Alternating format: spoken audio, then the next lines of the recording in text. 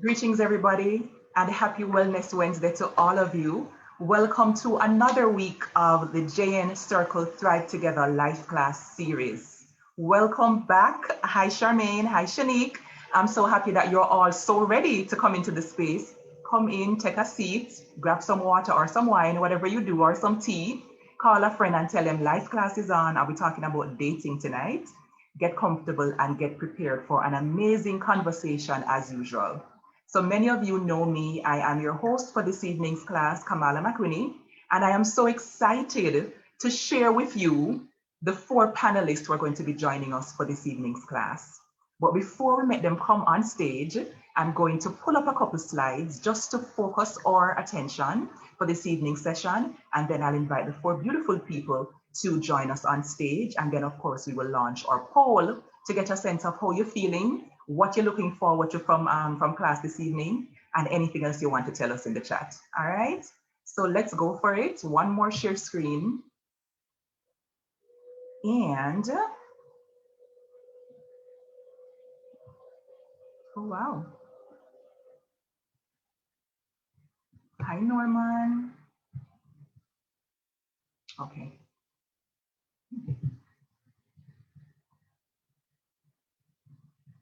So I'm having a little bit of technical slowdown this evening, but in a second you will see the slides. While we're waiting, just keep coming in. There we go.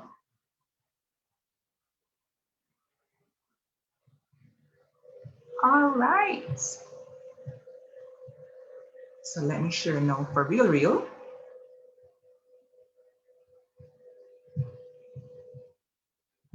And here we are finally.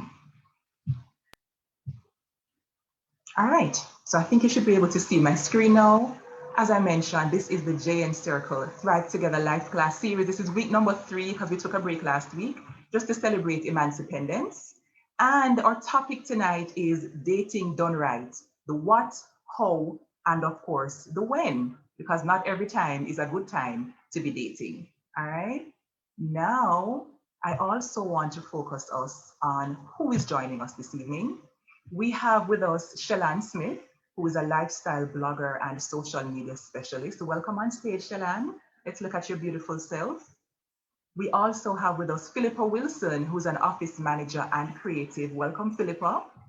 We have a life class veteran by now, Stefan Campbell, who's an author, educator, and a podcaster. Welcome, Stefan. And back again with us from last season, the season before that, and also 2 episodes back, we have Noran Price, who is a graphic designer and marketer. For those of you who may be new to the space, just to remind you that we have the Q&A box specifically for your questions. Anything you want to ask any of our brilliant panelists, drop it in the Q&A box. We also have the raise hand feature. If you want to come on microphone and ask a question that's burning in your spirit, then you can use the raise hand feature and we'll try to answer as many of your questions as possible. And of course, we also have the chat box where you can just drop all the vibes, all your comments, etc. All right. So we have our panelists on screen. Hi, everybody. Want to look good? Hi. This Wednesday. Are we going straight into the poll because we want to get your feedback? So we're going to just leave the poll up for a few minutes so you can just answer the 5 easy questions as honestly as you can. And then we're going to just jump into the convo a little bit, and then we're going to pull up the poll questions. So let me start with Shellan because she has on a beautiful shade of, what's this called now? Like powder pink, right? How are you doing on today? I'm great. Wonderful. It's good to have you. Thank you. Same here. It's great to be here. Awesome sauce. Stefan, you're back again. How are you feeling? Listen, I'm great. I'm excited. Ready again. Ready again. And we have a newcomer, Philippa. Philippa, how you doing on today? I'm doing well. Nervous. Listen, as soon as we start, you're going to be good. As soon as you start chatting, you're going to be fine. And Noran is back with the smooth voice and the wisdom to drop some gems on us this evening, right? So a reminder to all of you that we have 2 giveaways for this evening's class. So 2 lucky people will get a chance before 8:30 come to actually win for yourself an Amazon gift card. Don't look a shop name, right? So please stay tuned, call your friends, tell them we're back on and in the space, and tell them to hurry up and join so they can have a chance to win the gift cards. All right, Shanique says she needs it. Welcome back, Shanique. So make sure you pay attention so that you have a chance to win the gift card. All right, either one of them. So I think we've given enough minutes now to allow everybody to respond to the poll. Hi, Vanessa. Hi, Dee. Awesome. Good to see so many of you back from season 3 started. You've been coming so frequently. Thank you so much for joining us again. So let's share the results of our poll, our pre-class poll questions, and then we're going to have one towards the end of class as well. Here we go. So how would you describe your current mood? So about 84% of you, 87% of you are either okay, happy, or ecstatic. It's pretty good. So hopefully for those of you who are feeling miserable or sad, hopefully by the end of class, will help to improve your mood a little bit, all right? Question 2, what is your current relationship status? This one should be interesting. 14% of you are dating. 48% of you are ready to be about that life. 20% of you, you're over it, uninterested in dating or you're taking a break. And 19% of you are committed. And we want to hear in the chat why you're uninterested right now, or do you think you're ready to be dating again? The next question, what has been the hardest part of dating for you? Oh my God, 63% of the class said meeting suitable prospects. So Shellan, Philippa, Noran, and Stefan, where can we meet some good people? That's a part of what everybody come to know this evening, right? 10% of you said getting to know each other in a safe way. And 27% of you said confusion about expectation, which is huge. The fourth question, are you open to alternative relationship styles like open relationships? 79% of you said hails to the no, right? And 7% of you said and 14% of you said sorta kinda. Very interesting. And finally, what are you expecting from this class? The overwhelming, well, the highest respondents were to the question, tips on how to manage my own issues so I can be a better partner. 22% of you said tips on how to prepare for leveled up dating. 21% of you said practical advice on where I can meet suitable partners. And 26% of you said information on the important discussions to have before committing. I like it. So Noran, your job cut out for you tonight, right? Are you ready to tell us where we can meet some suitable prospects? Because that's what the people want to be knowing, right? I will try. All right. So we're ready to get started in the conversation. I'm going to do a big round table right now and just ask every single one of my panelists this evening to share some honesty with us. What would you say on your own journey have been the top 3 lessons that you have learned about dating? And maybe you can frame it as how not to date, but I want to hear from you realistically, honestly, right? What you learned over the last, let's say, 10 years about dating. Who wants to jumpstart? Should I pick on somebody?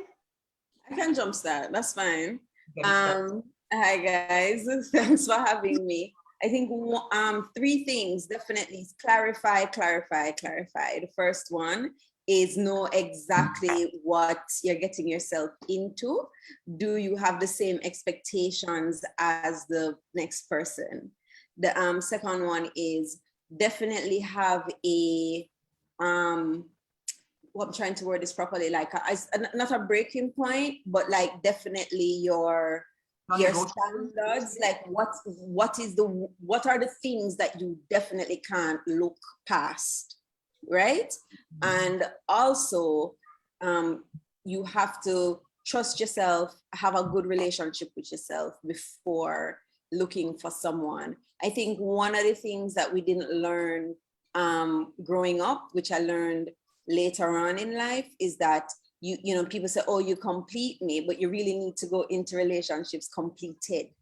And so once you're completed, then you know you're just looking at somebody to complement you. So those are my 3 things. And I love them. I see the audience jumping in and saying deal breakers. Yeah, we need those for real. So the audience is on it. Deal breakers, exactly. What are your deal breakers? You have to know, or else you just, you know, you'll go with anything. So what are your deal breakers? Thank you, Shellan. Powerful start to the session. I don't know if everybody can flex with this level of honesty, but I'm agreeing 100% so far. Let me jump over to Stefan. What 3 things, Stefan, if you can narrow it down to 3, right? Would you say you have learned? First and foremost, I think the first thing I've learned is that attraction doesn't always mean compatibility. I think that's one of the biggest things I had to learn, especially as a man and in a society where we put a premium on how the person looks and what they have and all of these things. A person can have all of these things and you're attracted to them, but that does not make you compatible at all. I think the second thing that I learned is that, as Shalon said, I think you need to have a relationship with yourself, but I like to say, do the self-work, right? Do the self-work, the things that we always love to say the things that we can't put up with in the other person, but what are the things that people can't put up with you? And are you so snug about them that you say, listen, as some stay, you have to go accept that. I hate as some stayness. I hate it. When that means you're stuck in your way and you're not willing to change, and you always want to change the other person. So that's one thing. That's the other thing I would say. Do the self-work. And the final thing is find out where your expectations are coming from. I think a lot of us know what our expectations are, but where are your expectations coming from? Is it coming from a healthy space, healthy groups? Is it coming from media? Is it coming from Disney? Where is it coming from? And you have to interrogate those expectations, because some of them might be good, realistic, and some of them might sound good, but they're not realistic. On paper, they look good, but realistically speaking, very few people will be able to meet those expectations. And that's okay. You just might find somebody who meets those expectations. But if you're dating, and we're talking about dating, how many times will you be disappointed before you get to the point where you say, I don't want to do this anymore, or you just have this very negative mindset and would not allow yourself to be open to any real or meaningful connection? So those are the three things I would say off the top. Wow. So those are three heavy hitters as well. And that's why we love Life Class, because so much truth comes at us fast and furiously. And I see so much agreement in the chat as well. Vivian says, agreed about doing the self-work, know yourself. And Camille says, stay far from assumistayness, but always stand for something. I love it. Thank you, Stefan. Let me jump over to Philippa. What are your top three, Philippa? I would say what I've learned is not to be passive in my love life. Like, you can't actually just sit around and wait for somebody to come to. We've been sold, especially as women, we've been sold the story of, princess trapped in a tower and a knight in shining armor comes and, beats down our door. But the reality is you can't necessarily be passive in your love life and expect to get the things that you want in it. Like putting yourself out there, dating, actively dating, saying that I'm available and going on dates and putting yourself out there is part of finding what you want, and also part of finding what you don't want. Another thing I've learned is listen, not necessarily listen through the lens of what we want to hear. We have to listen to the persons we're dating objectively. What are they actually saying to me? Not how does this fit the narrative I want them to be in my life? No, because you might set yourself up for fail.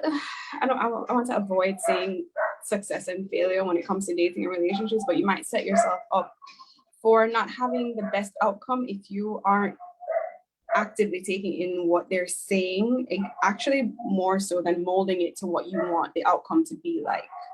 And another one, I'm going to sound repetitive, but it is, the self-work. It is knowing yourself, because knowing yourself comes with also knowing what you don't want, what you do want. And if you don't even have that foundation, you're just going to be consistently experiencing the same cycles, because I think it was Shalan was talking about deal breakers. You don't know when this is, I'm going to stop here. This is not okay for me. I'm going to move on, because there are other options out there. You have to know where it's coming from. As Stefan said, you have to know yourself. Listen, and Philippa, about the self-work piece, we can't be too repetitive about that, because that's having healthy relationships. So we're going to say it over and over and over until season 3 is done. In whatever topic we're doing, the self-work is key. So thank you for underlining that for us this evening. Sir Noran, top 3 or top 5? Top 3 things I've learned. 1, human beings can be very shallow.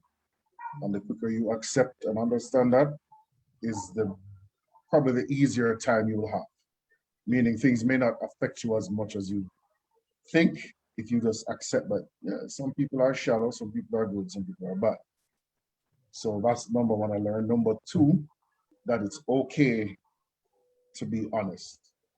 Because honesty, they say is the best policy, but it's not always the most popular policy. So if you recognize that sometimes it's okay to be unpopular, you don't always have to say the nice thing or be the nice guy or the nice girl. I've learned that that has value in it. And the third thing I learned is sometimes you should really trust your gut more than you do. Sometimes the thing you think of the first time is the right thing, but we cannot talk ourselves out of things because we want to be happier, we want the benefit, but sometimes you should trust your gut. And I love that. And Philippa said something similar. She said, listen objectively, not listen to hear what you want to hear. But if the person says, this is what I'm looking for, this is who I am, and that they mean. So we need to listen and hear what people are actually saying. I saw a powerful comment from our fabulous audience. I think her name is Kay. And Kay said, don't enter a relationship trying to change people. People will change if and when they decide to, right? For themselves, not because someone wants them to. And we make this mistake a lot as women. I'm going to call us out lovingly every single time, because sometimes we feel as though we have the something extra, the something powerful, and we can make a partner do some things that him tell us they don't want to do. So I love what Philippa said. When the people tell you, listen, they're experts in their own experience and their own desires. We need to learn how to hear what people are saying and then make decisions based on that, right? Now, because our topic this evening is dating done right, the what, the how, and the when, I want to talk about the what for a second. What is, in Jamaica culture, we talk about we are talk, me and this girl are talk, right? Versus dating, versus with they, versus we are go somewhere together. Break it down for me now. Stefan, you're laughing, and I'm coming right into your corner, right? What's the distinction? What actually is dating, or what should it be? You know, we did a podcast episode on dating versus deism. You know, when you say a dating versus when you say with they. And I think from our perspective, from a man's perspective, dating is when you're meeting people, you're going out, but there is no commitment yet. You're playing the field. You're still trying to find out who's the best fit and all of those things. And well, I was going to say something else, but I'll save that for when we talk about expectations and entitlement. But that's the dating. It's a continuum, you know. And then we are taught means we're becoming more intimate, but there is still that loophole. There is still no strong contractual obligation to say me and this person there. But we're closer than dating, right? We past dating, but we're closer to the deism. Right, so we are talk. Me and this person are talk. It's an unspoken understanding that something is going on between us. But when we're there, it's somebody has said it explicitly, right? That this is something that we have entered into, and I think a distinction needs to be made because oftentimes, and we haven't gotten the communication yet. Oftentimes, people assume that because we have gone out or we are dating and we're talking and we're messaging every night, that it means that we are automatically exclusive. And if we don't say these things explicit, again, expectations and the breaking of expectations happen. Yes, you're having a good time with this person, you've gone out and all of these things. You're probably not even kissed, but you're feeling this connection. Is the person seeing this interaction as the same? Or are you on the death stage? Are you thinking about the deism and the person is still thinking dating, right? So I think that's a general distinction that we make. Yes, Camille, we have to be on the same page, and don't assume. Ask it. And I know a lot of men are afraid of that question. What are we? Are we? But listen, ask the question, definitely. Mm-hmm. So Stefan, if I'm hearing you correctly, you're saying that the dating is like step one, and then with talking is the next step on the journey, and then the day, right? The dating piece now is where we have a contract, right? Yeah, we're there, Okay. and everybody should know. So we're there, and this is a higher level.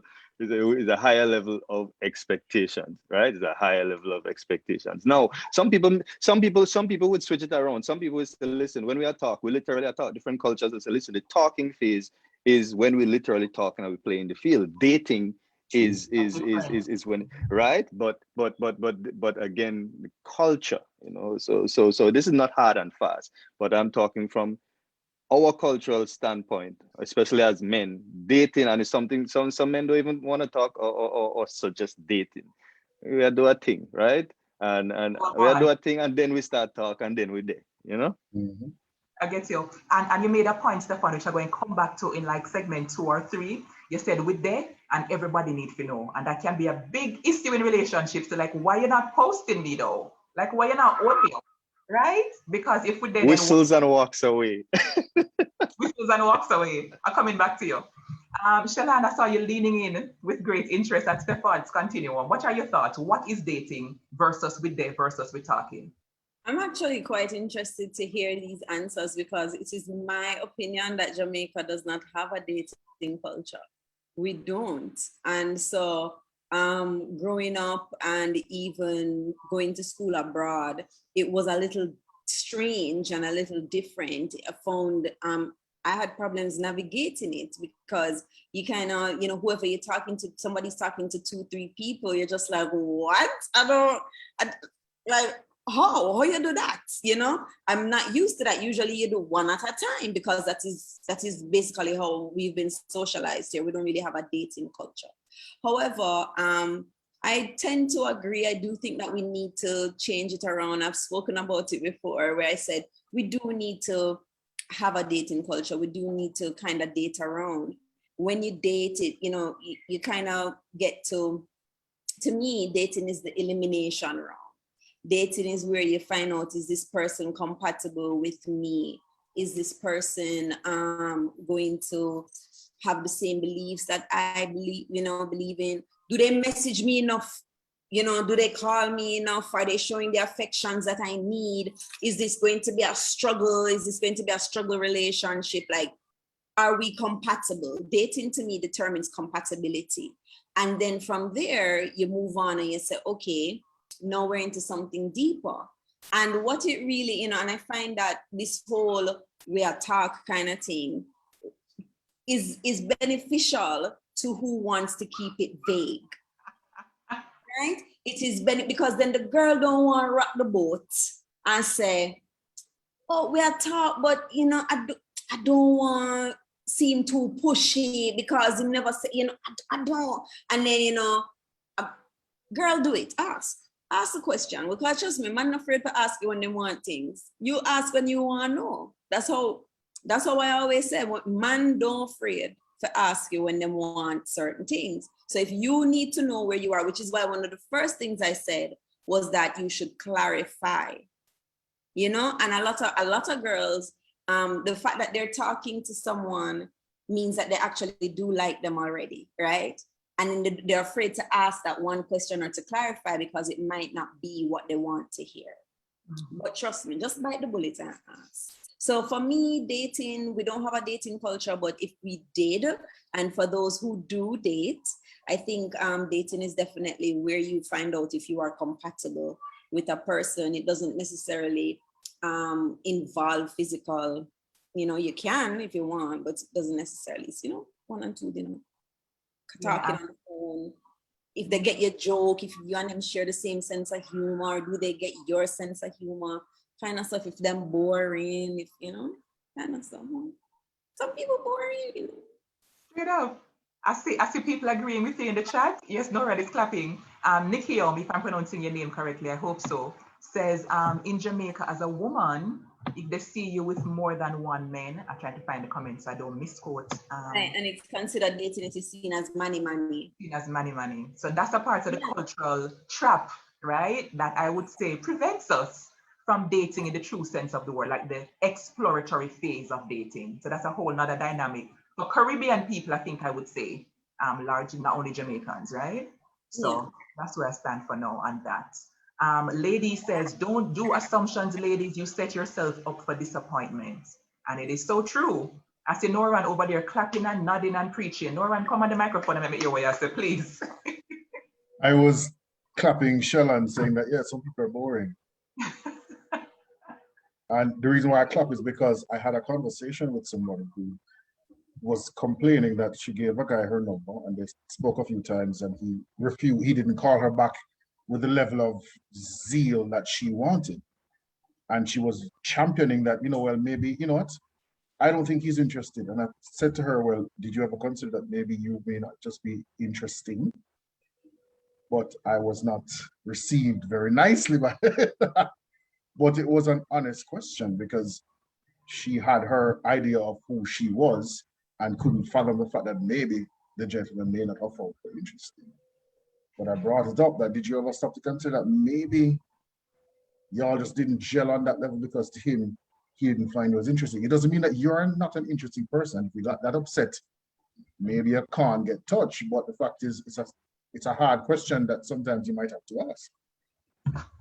So Noran, based on the emojis in the chat, I feel like a lot of people are over there literally ROFL, right, rolling on the floor laughing at that. I think that's a communication style issue as well.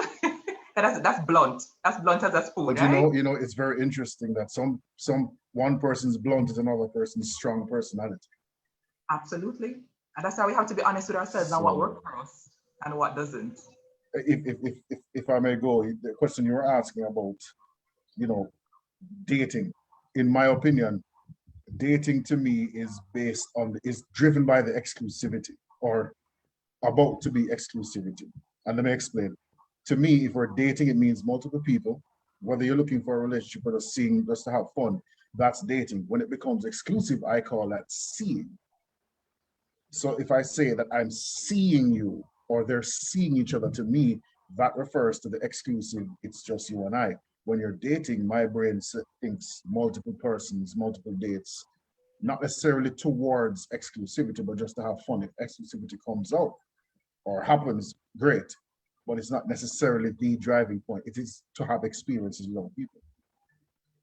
So you see why it's so important to ask clarifying questions? Shellan and Philippa? Philippa, coming to you now. Do you make a distinction between we are talk and like where do you stand on this? Of course. I think my stance is dating is kind of all encompassing. So dating for me goes through all the stages. We meet up until there's a serious relationship involving me and you. That is still, to me, classified under the bubble of dating. So if I was in a relationship with somebody and we are no longer together, I would still consider it, oh yeah, we dated.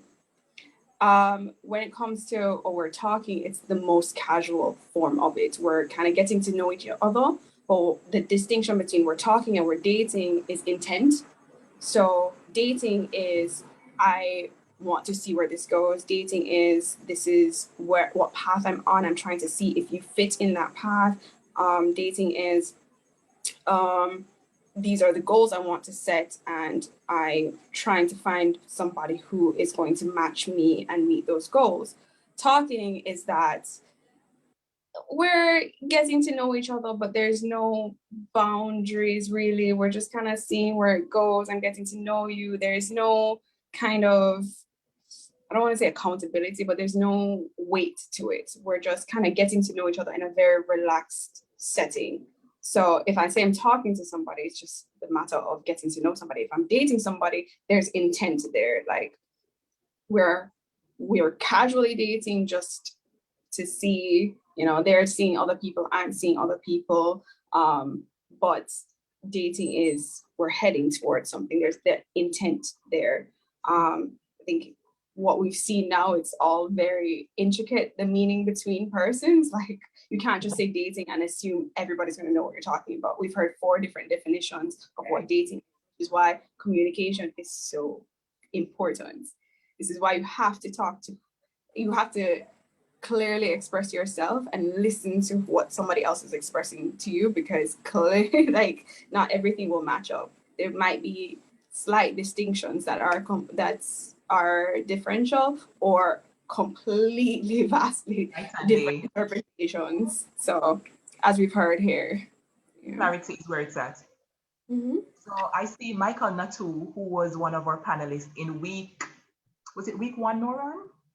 Week 1, yes. Well, my first week back, yes. So Michael is an author and a poet, and so he's good with words. And Michael says, I simplify by just translating the words quite literally.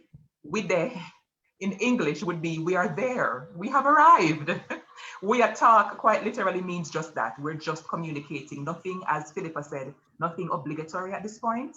And we are date now equals a more serious than talking situation than we know there, right? So, but we know there, we not reach it. I like that, it makes sense. But guess what? As Philippa said, the 4 of Uno, brilliant panelists, bring 4 somewhat similar but also distinct perspectives on the topic.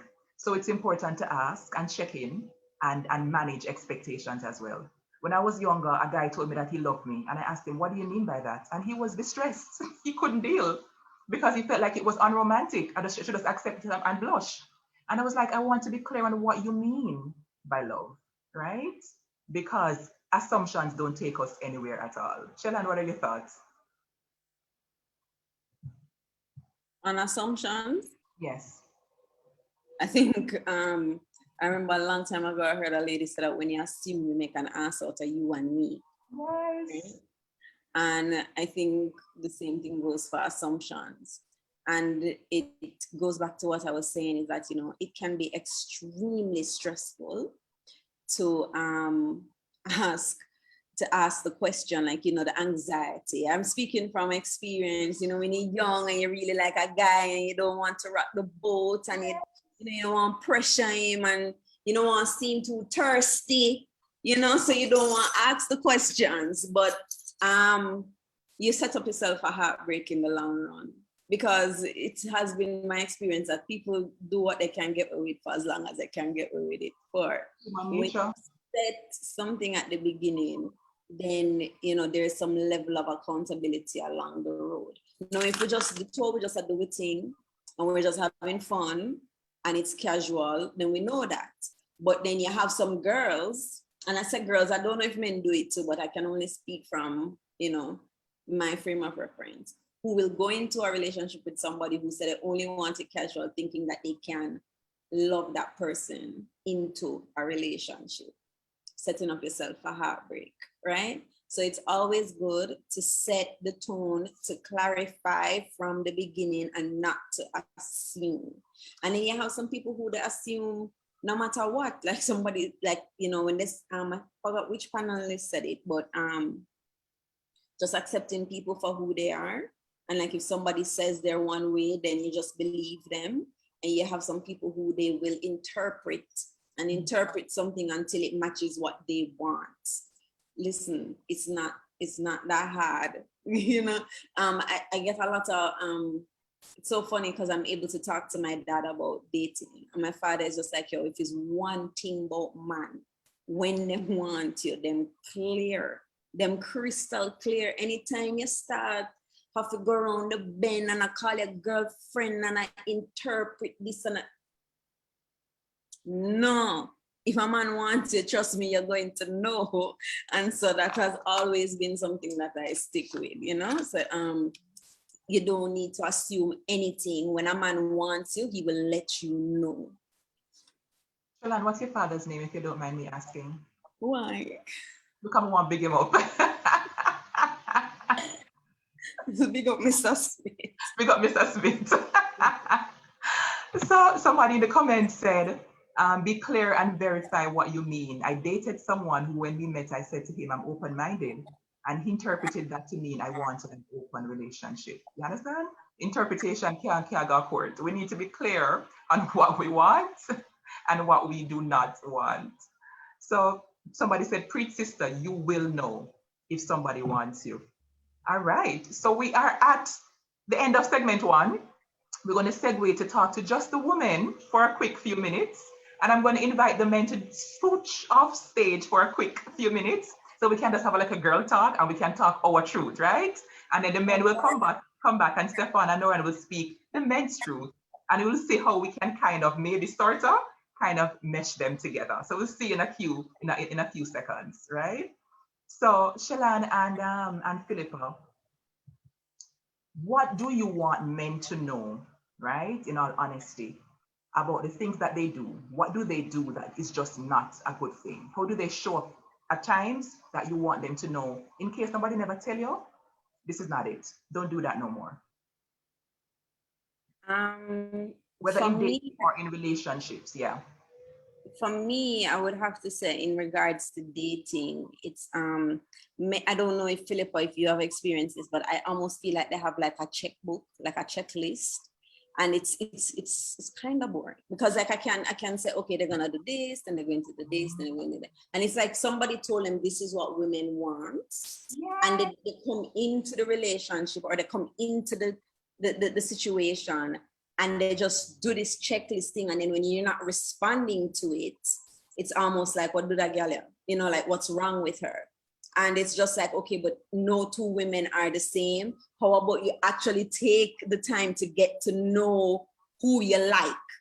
Get to know me. You say you like me, now get to know me so you can do things that I will actually like. Not every woman loves flowers, not every woman loves candy, not every woman loves perfume. Not every woman, you know, wants just, you know, you give me this cursory good morning text and that will full my belly. You know, it's just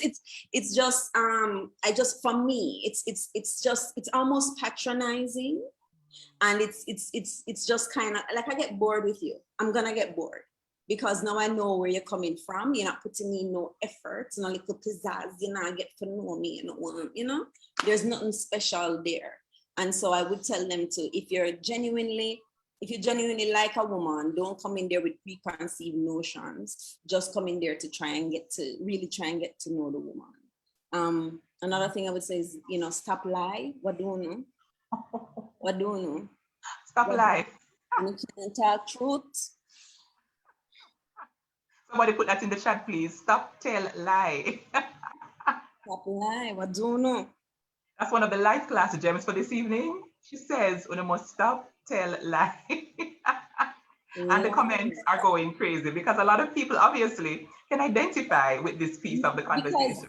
Because you know, speaking up from my point of view and my girlfriends, what we will tell you is that if a man can get away with more things if I'm honest, you know.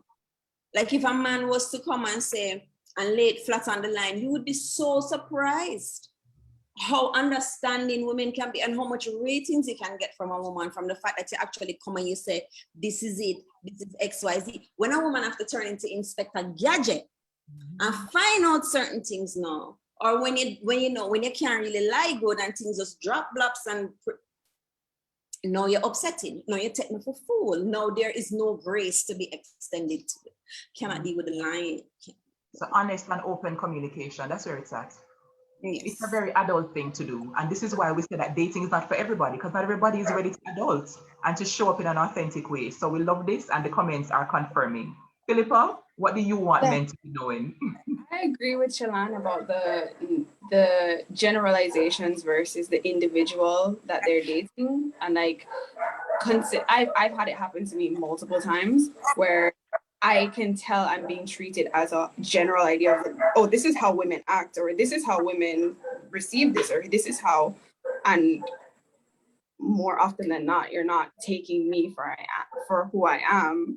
So I'm bearing the brunt of whoever your experience or whatever idea was perpetuated in your head about how I would act, but you're not actually giving me the opportunity to act how I would act.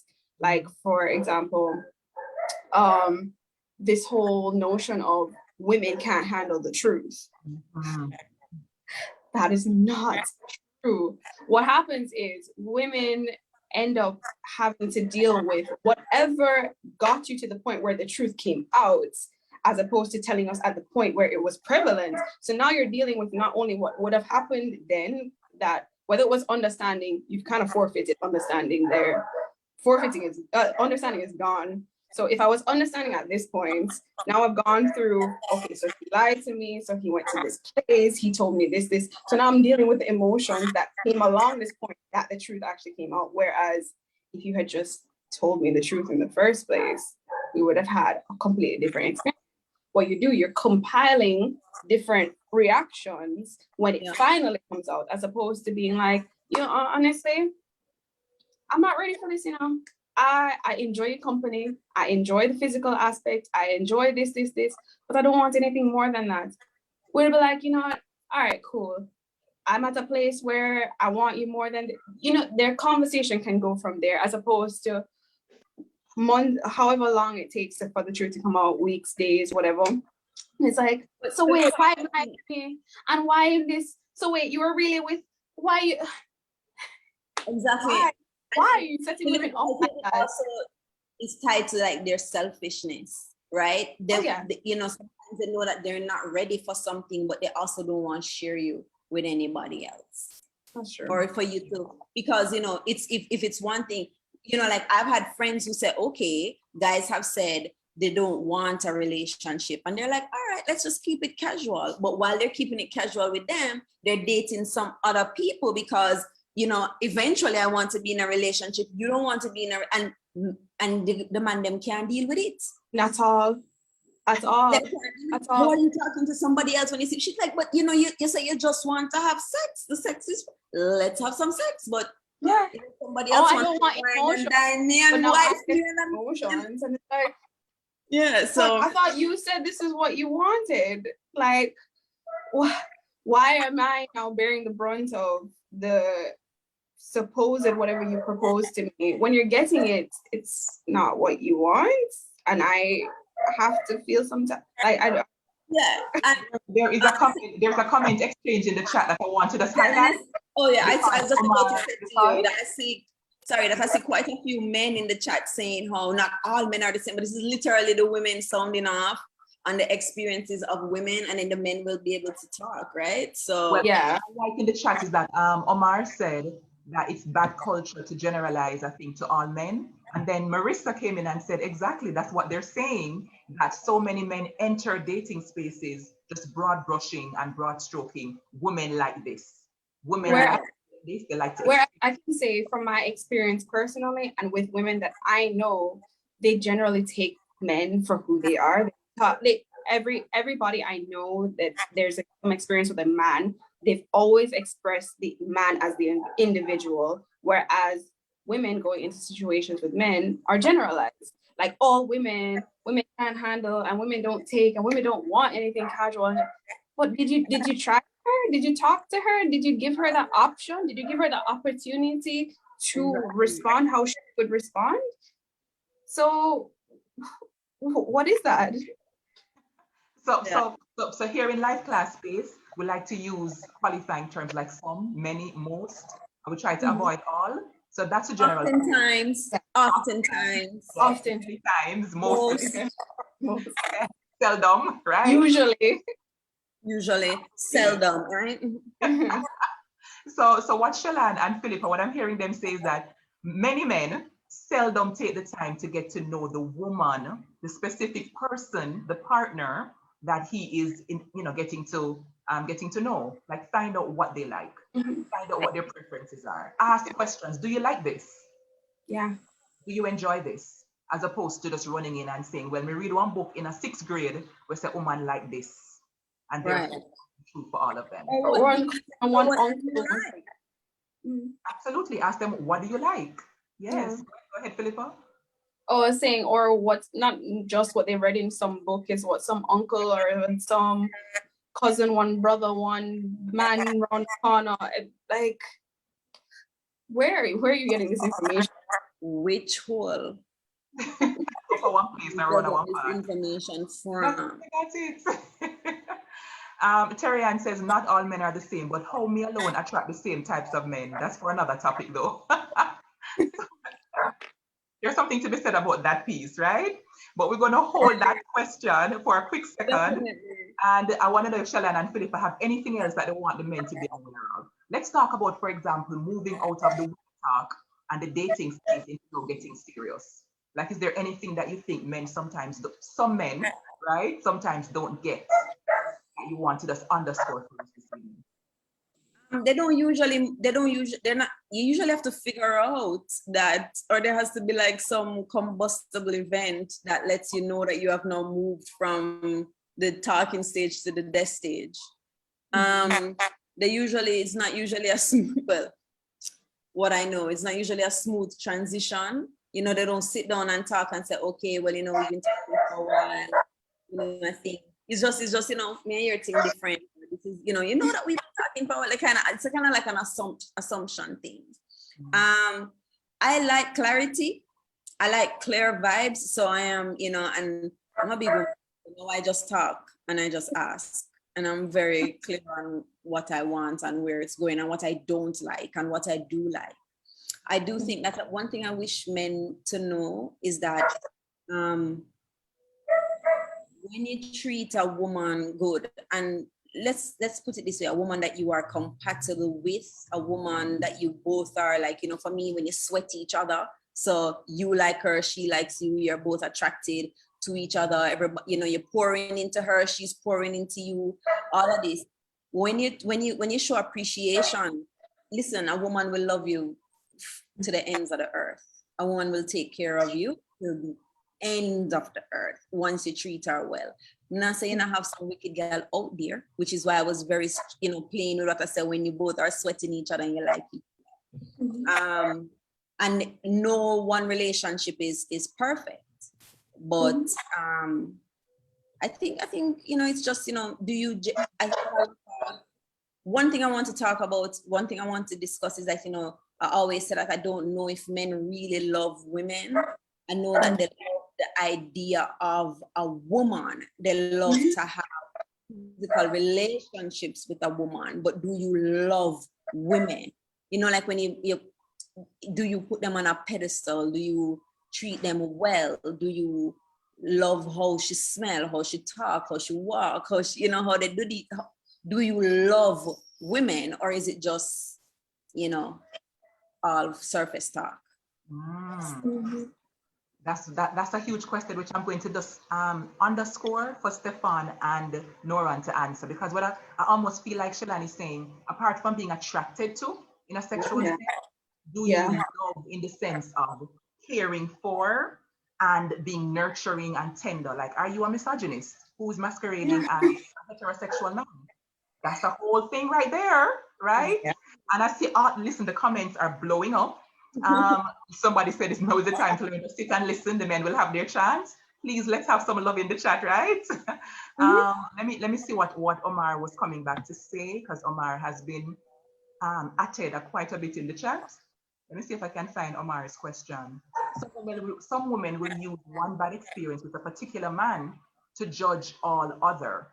For example, not dating men from a particular country, born in a certain month, play sports or drive certain cars. And you're very accurate about that, Omar. I know some women who will tell us that they will date Virgo man or Taurus man, wicked. Or but Sagittarius man is Satan. What you said, Shalan? What you said? Sagittarius man is Satan span. So some women will completely delete some categories of men from their from their field of reference because of bad experiences. I think it's important not to generalize broadly, but some women hold what they hold and some people hold what they hold and say this is it, right? So it's a conversation that needs to be broadened to include all men. And that's why we're going to ask Shalane and Philippa to step into behind the red curtain for a second. And let's bring out Stefan and Noran, who I imagine has some responses already and has, I imagine, their own thoughts to share with us. Who wants to go first? Stefan, you know how it goes, please. Brother Stefan, go ahead. I was reading through the comments and all of these things. First and foremost, I always appreciate when women talk. And as men, we need to allow women to talk. They're saying their perspective and they're expressing what they're saying. Nothing is wrong with that. But I do find it interesting that the qualifiers we use when we're speaking about men are far more complete, far more rigid, whether we say most and all when we talk about men, and when it comes to women, it's some, not all, you know. When a man says, when a man comes with his expectations, don't put me in that box, don't lump me, give me a chance. And then you hear all Sagittarius men are Satan, joke or not, but and then we say, okay, we understand this because of her experiences, why she's saying that. But when it's the man, how dare you judge a woman based on your experiences? Don't you dare do that. You need to allow her a clean slate. although we are not allowed a clean slate, right? And I do think, I do think, men lie, women also lie. The only difference is the expression or the stories of how men lie or when men lie are far more out there than when women lie. So when a woman lies, men usually recede to their spaces, their safe spaces, and talk about it, right? And don't put it out there for fear of ridicule, right? But it does not mean that women lie any less. And then we justify and try to qualify the reasons behind a woman's lie. But a man lies because he's innately evil. Not that we don't share the same DNA strands. Absolutely not. No. We absolutely, clearly we don't. So we, and again, it's not disqualifying. It's not saying that men don't lie. It's how we package the conversation around lies and dishonesty that is very interesting to me, right? That's the only, let me just say that. So it's not saying, you note I didn't say men lie more than or women lie more than. We're not getting into that gender war. We're not doing that, right? We lie with good intentions. Okay, all right. Somebody said that, right? It's not saying that at all. But what happens is that if you come with that assumption from the very beginning that all men lie, you remove any need or interest, opportunity for the man to even want to tell the truth, right? Because if you're going to deal with me anyway, 9 out of 10 times, there is no real reason for me to be a better person. And by the way, ladies, let me give you some honest truth. Let me give you some men's truth. Because a man does not want to commit to you does not mean that he does not want to be committed. Let me say that again. Just because the man does not want to be committed to you does not mean that he does not want to be committed. The man who wants to commit to a woman will say that explicitly. Take yourself off of that high horse. Don't feel because he doesn't want to commit to you that he has commitment issues. The man who wants to commit to a certain woman will say explicitly that he wants to be with you. What happens after that, that's within your relationship, right? But don't say that all men have commitment issues. Chances are, homegirl, you've been choosing the wrong man 9, 10 times, right? I'm telling you. And the man who probably wants to commit with you, commits to you because of this list. And we're talking about this list. Women have this list, so he can't be Sagittarius. He can't be 5'8".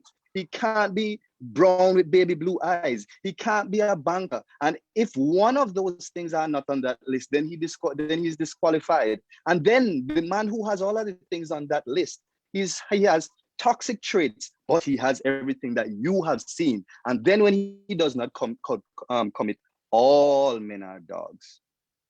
Right? Not the fact that you've chosen the wrong man or you've chosen to go to the kennel 10 times, but all men are dogs. Look at where you're shopping for your pets, especially if you're calling them dogs, it means you want pets, not men, right? And I always ask women, do you want a man to treat you as a trophy or as a human being? Oftentimes we want a man to treat us or put us on a pedestal, put you on a pedestal, but when he treats you as a trophy, then he has dehumanized you. If you want him to treat you like a woman or a human being, it is not going to be perfect.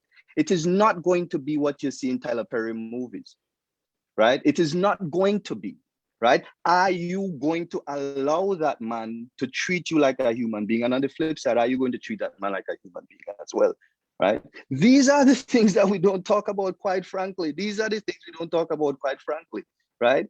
So when we come with these things, what you're doing, no, I don't think any man is a dog, just like I don't think any woman is a B word, the opposite of the dog, which is what I say to a lot of women. If all men are dogs, what does that make all women? I'll leave it right there, right? But we need to be very careful how you are training men towards what are they going to be responding to, because the man who is coming to the table or approaching you with something has gotten some signal of what is supposed to work or what is not supposed to work from somewhere, and oftentimes it's from women. right? The woman who says, listen, you were too nice, like I heard personally. I like you, but you are too nice. You know what that made me do? Be the complete opposite. And you know what that made me? More attractive to a wider scope of women. But do you know what that did to me? Made me far more toxic, not to other people alone, but to myself, because I lost self to become what I thought would attract other people. And again, it's not about attraction. It is about compatibility and healthy connections, right? And so, and this is speaking to men now, stop putting the price on the woman and start putting the price on yourself. Know your worth and know your value. This is not about creating a persona in order to get the woman. Who are you without the woman? You, the same way the two of you are going to a date, go to a date, you are the prize as just as much as she is the prize. This is not about getting or talking or dating or whatever you want to call it. We are meeting at a table, literally and figuratively. What do we both bring to the table? I'm not going to shower you and tell you are the most beautiful and you have everything I need as if I'm a peasant. I am a king as much as you want me to be treated, as much as you want to be treated as a queen. And I'm not going to accept anything less. I'm not going to, flaws and all. The same way you want to be treated is the same way I want to be treated. Plain talk, good manners, because I don't see anything wrong with that. Plain talk, good manners. Stefan, listen, I feel like I need to take a 5-minute break just to read the comments. No breaks. No breaks. No breaks. No breaks. Unkind. I feel like I need to take a breather because the way our Bishop Stefan come out strong for all the way. Somebody said that how Stefan come fool his Stefan, please put the ring on your other finger because people are about to snatch you up in these comments as well. No, I'm taking. Already taken, sorry. I see Stacey and Thompson saying like 100% agreement. Shade is asking if you have your PhD in this. Like, Noran, talk to us because I feel like you're hard. Everything Stefan said, I have agreed with 100% because Stefan, I believe, is coming from the same place my mind comes from, which is be realistic, be practical, even in the space of being told from we were kids, let the woman be happy. The fact is, relationships, when we are young men growing up, whether television or our own homes, treat her properly, make her feel wonderful because you get what you want from her. That's how we were cultured. You know, Ron? It is how we're cultured. It is what it is. Now, when it comes to dating that we've been talking to, I've said it many times before. Before you even ask anybody out on a date, there's some certain hard questions you need to ask yourself. Because I think it's easy to complain about what you're not getting, but it's harder to look in and say, do I have the right to complain about this? Not because I'm a person, but are the things I am arguing about justified, real, honest, true? Am I living up to them myself? So there are 4 questions that I've always said before you even consider dating somebody. There are 4 questions you need to ask yourself. 1, well, not even 4 questions, 4 things you need to think about. 1, know what you think you want. Know what you actually want, because those are 2 different things. Oftentimes. Know what you can, can't, will, or won't live with. And know what you're willing and unwilling to do to get what you want. Because as human beings, nobody wants to go for the lack of benefit. We want to go for the maximum benefit. So there are times when you have to do things to get the benefit you want. But are you willing to do it? Are you going to stand by it? Are you going to then play a victim when you don't get it? Are you going to spend the whole time talking about men are dogs, woman is it? Because I'm talking to men and women, but I'm talking from a man's perspective. There are certain things we need to ask ourselves and be honest, have the ability to be honest with yourself. If you don't have that, you're already in a little bit of a problem. Have the awkward conversations, not just with the other person, but with yourself too. Yes. One of those awkward questions is, and this goes for men and women, do I match what I am demanding? So if you are saying, I want a this or that, or this or that, or that, are you the kind of person that that person would want?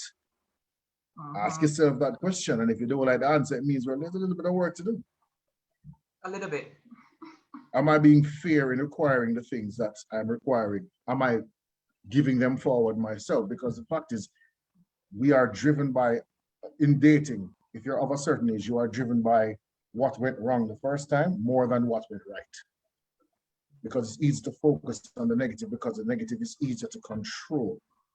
So therefore, don't pretend like your past dating trauma, for lack of a better word, doesn't affect how you look at people, treat people, deal with people, look for people, etc. It does.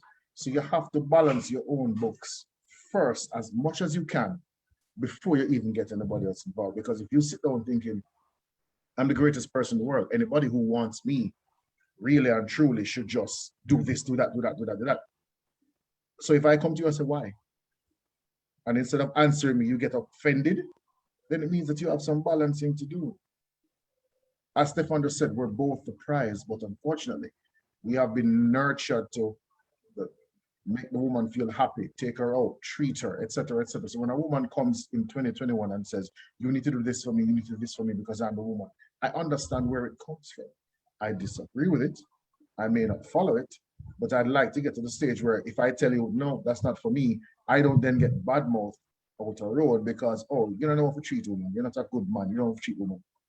When a woman is going to say, oh, I want a man like how I want a man to treat me like how my grandfather treats my grandmother.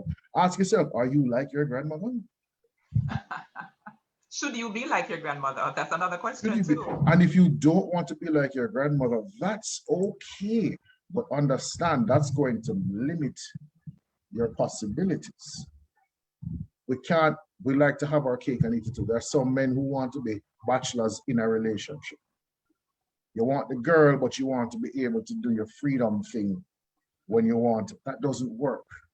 There's some women who believe that because I am a prize, therefore this man should literally be bowing and screaming to me. They won't use the words bowing and scream. And if you challenge them, they'll say, I don't want a man to bow and scream. But really and truly, you do. Some, not all, but some do. Which is why I say, know what you think you want versus what you actually want. Because sometimes those things are very different things. And there's a level of aggression between men and women towards men and women that is so prevalent now, it's become normalized. But you have to be able to sit back and stop and say, hold on. I don't care about what the people on the internet did. I don't care about what my friend down the road did. How am I? But unfortunately, some of us don't know ourselves enough to know exactly which column works. So we'll sit down and we'll use instances from that person and that person to form our own. But then when reality hits, we don't know what to do because we're sitting on there going, oh, but I wanted what that person did, but I don't know how that person dealt with it. Or I never like how that person dealt with it because that's not what I would do. Do you even know what you do? Probably not. So figure out what you can do, what you want to do, and do it. If you want to be a serial dater and just date for the fun of dating, be that. But be willing to accept the repercussions both socially and mentally when you do that. If you want somebody who will become your husband or your wife in the next 5 years, then you have to understand that what you've done is you are leading it and you're not really considering the person. They fit into your egg tray. There's one egg in your egg tray because you just want to fill up the egg tray. But the fact remains, is this the right egg? Is it the right color egg? Is it the right size egg? Is it too big? Is it too small? Does it what work? Do you want? Does it work? So again, as human beings, we are driven by what we desire. But sometimes that desire is dangerous for me to recognize when desire has now become almost insanity. Because you are wanting these things. I want it. Why isn't she being like this? Why isn't he doing this? Why isn't she doing that? Ask yourself, does the person want to? Did you stop and ask if the person actually wants to do this? But no, you want it this way. So you have on blinders to what you want. And then when the person doesn't match up or doesn't do what you want, all of a sudden it's all their fault. No, it's two people in this thing. Take the personal responsibility. And if personal responsibility was something that most people had the ability to do, I think dating would be a little less ad hoc and aggressive and unsuccessful than it is in this day and age. Yeah. So this segment now named Drip Up, right? Because what I like is the balance of the argument so far in focusing the conversation on personal accountability. Braynon says fully draped, right? And I see so many comments. I wish I could read all of them because you, our audience, you are amazing, right? When Noran touched that point about becoming a good partner, I think it's Nikium who said, would you want you? And I was like, that's why I love the Life Class family, because you all bring the energy and the truth. Would you want you? If the tables were to be flipped, would you be desirable to yourself? That's one. And I saw Stacey and Thompson drop a quote from Esther Perel that says it's not about seeking or finding the right partner. It's about becoming the best partner as well. So I love how we are flipping the argument. I feel like I want to play a little bit of mischief, and I want to say, I think a part of the reason why, as Stefan come out and drip all the way, a part of the reason why we tend to use the more frequent qualifiers like most and many, Stefan and Noran, when we're talking about men and not so much for women, is because we do still live in a patriarchal culture where there is entitlement. Of course, it goes both ways because human beings are entitled in some ways, but I believe we have been taught a lot of untruths, a lot of harmful untruths about how women should be. We should wait until a man chooses us, right? The man is the one with the power. And I think we have also done a disservice to our boys in raising them to believe a whole heap of garbage as well. And so unfortunately, a lot of the women find themselves in my DMs, in my WhatsApp, in my therapy sessions, telling me, say, oh God, oh man, wicked so. And I love the balanced conversation because even sometimes I get caught up in saying, man, wicked for true. But the reality is that we have a systemic problem, which I love how we have two men who can be honest from both sides of the perspective, sharing with us this evening about how men need to take more accountability and hold each other more accountable. And of course, how women need to do the same thing as well, right? Yes, no, and then I'm going to invite Shellan and Philippa to come back on stage because I'm sure they have maybe a response to the response as well. Go ahead, Noran. I wanted to say, I think demonizing men brings people together a lot of times.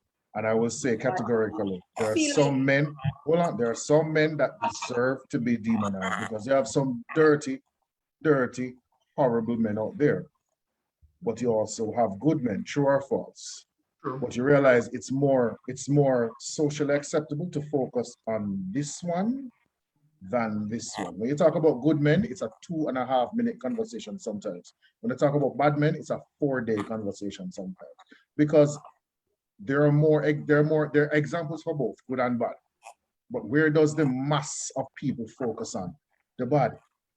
Because demonizing is easier to talk about, or more fun and entertaining and cathartic to talk about than good.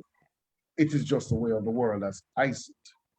So I don't want to get into the, oh, well, you have good man, oh, you have man with this, oh, you have women that do that, because those arguments do not go anywhere. Decide who we're talking about, good men or bad men. And we can talk about both. But the problem is, it is easier and more allowed to demonize men than it is for women. Sonia Parkinson says, the bad is more prevalent. It's facts. I love how certain we are when we say these things. Shellan, you're unmuting to jump in right about now. Hey, so I saw you guys saying we're draped. I don't feel draped at all. I don't know about anyone else on the panel, but I only date men. So I can only speak from my frame of reference. I can't tell you about dating a woman. And so when we siphoned off, you said, what are some things that I want to tell from men? I can only speak from my experiences and the experiences of my friends who also date men. So I don't know how I go and look from any other where than where I am coming from, which is that this is what I have known. And I agreed with a lot of things that both Stefan and Noran said. I agree with a lot of it. And what it kept coming around back to me was the clarify and the clarity. What is it? Maybe he wants a commitment, but not with you. Clarify that. Know that if it's true, comes back to the lies. Because sometimes a woman attempts to clarify something and it is not clarified, or it is made vague to fit to the benefit of the other person. And so it all comes back down. Are you choosing a wrong? I don't know about anybody else, but I don't know about any woman, who has deliberately gone out there and say, you know what, I'm gonna look for a man that's gonna treat me like shit. You know, that's just what I feel like.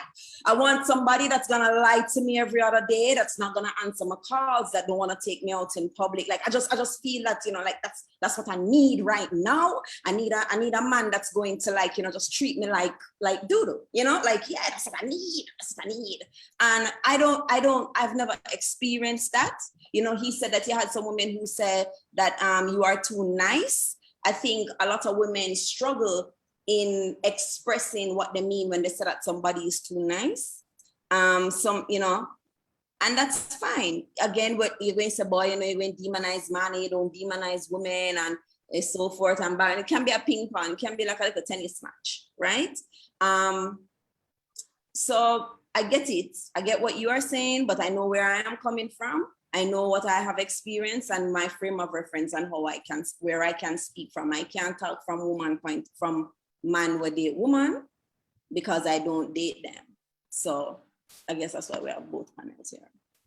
Yeah, so I just want to jump in to say, I don't think that the calling, what Stefan and Noran said was in aid of minimizing your experience. I heard them say, yeah, you have some men where they are not leveled up, they're not doing the right things.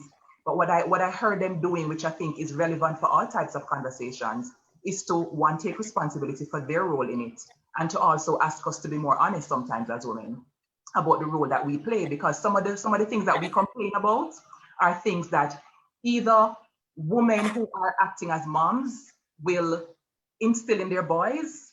So we are bringing some problems to the equation as well. And also sometimes we as women will send conflicting messages. And where I will agree with in terms of what we, you know, how are we facilitating and enabling certain things? I think that what we tolerate, right? So what you tolerate sets the tone for where you're going, which I guess is what would go into line with what Stefan and Noran are saying in terms of when you're choosing someone, or, you know, what are you responsible for certain things? If you as a grown woman see that this is not fitting you, then, you know, you're supposed to say, this is not for me, and go. And it is fine. A lot of women do not do that. A lot of women sit down there and take it and complain. So I agree with that as well. Okay, Stefan, your hand is up. So, putting on the academic cap now. So there's this theory called the cultivation theory in communication, that essentially says, if a child or any human being consumes the same type of information over and over and over and over again, there is less frame of reference for anything that is outside of that. So that becomes the norm, even in their thinking, right? And what Noran says about the demonizing, what it does is that it shows, and through the media and just our general conversation, it shows, one, that young boys, that this is the acceptable norm, and it shows women that this is the dominant pool that they have to choose from. It's not a matter of good or bad. It's really about what essentially exists. Let me give you another example. If we look at the messages of the Caribbean that people outside get, they would think it's all sun, sand, and sea.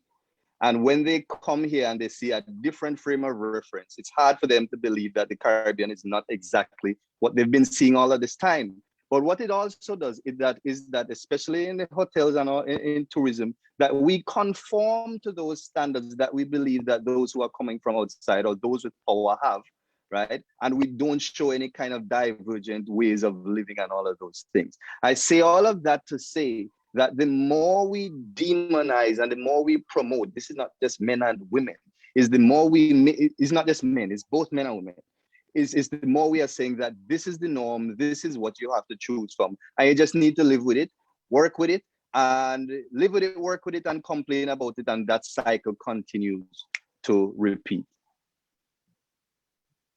Thank you, Stefan. Noran?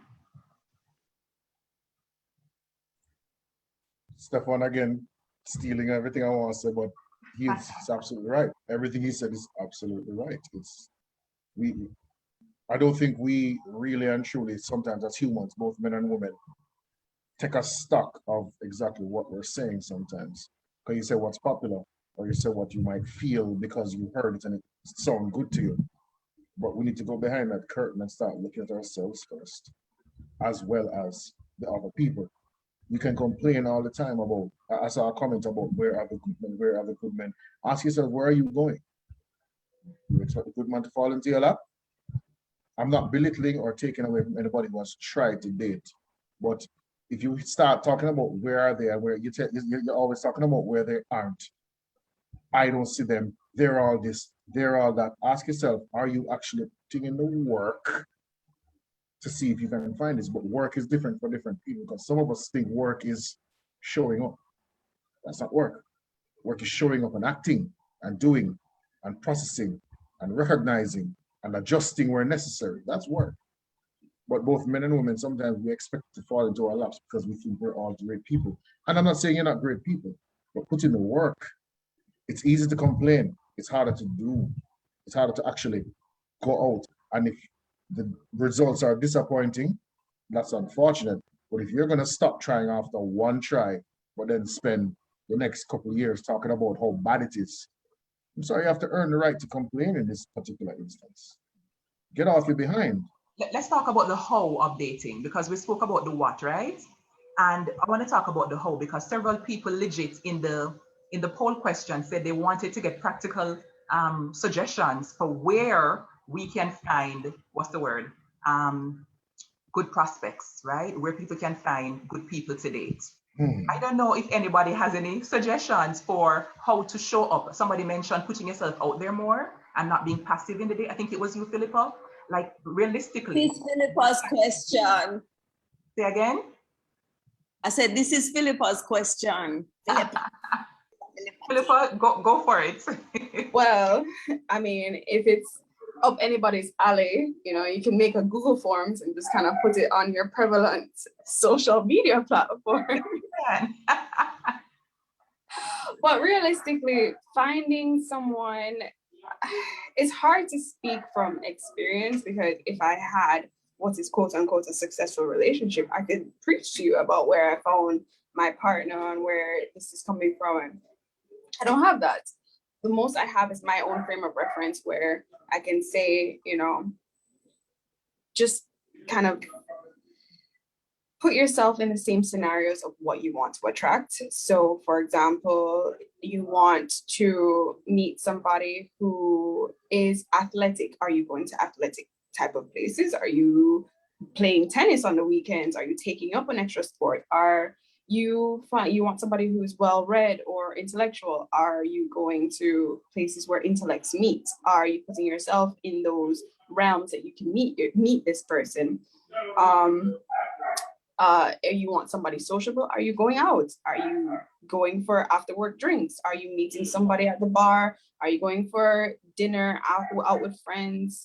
You want somebody who is a homebody, who takes care of themselves? Are you going to the supermarket more often? You know, instead of buying everything one time at the beginning of the month, you know, you split it up over the weeks. Maybe you run into X, Y, Z. Put yourself in the realm of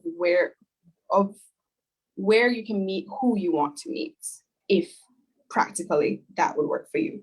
We were hit with a pandemic. I went a different route and turned to the internet. The internet is where I kind of show my truest self. So I attract persons who take to my truest self. That's also why I put the form out there, was as a means of kind of, you know, flagging down that I'm available. Like, if at some point you wanted to approach me, here is your chance, because I am actively looking. Is this what meets? This is what is applicable to you?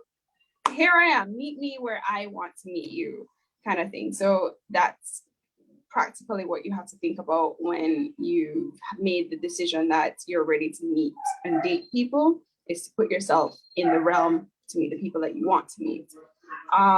I think another thing, what I find kind of difficult, and I find it a lot that women do, I think somebody said it with, maybe it was Stefan, no, Noran said about, you know, the woman who was texting the guy, and maybe it wasn't that he wasn't interested, it was that that you weren't interesting to him. I think like I said before, women have been taught to be very passive in our love lives, you know, the knights in shining armor to knock on our door, whereas you can't really always put that approach.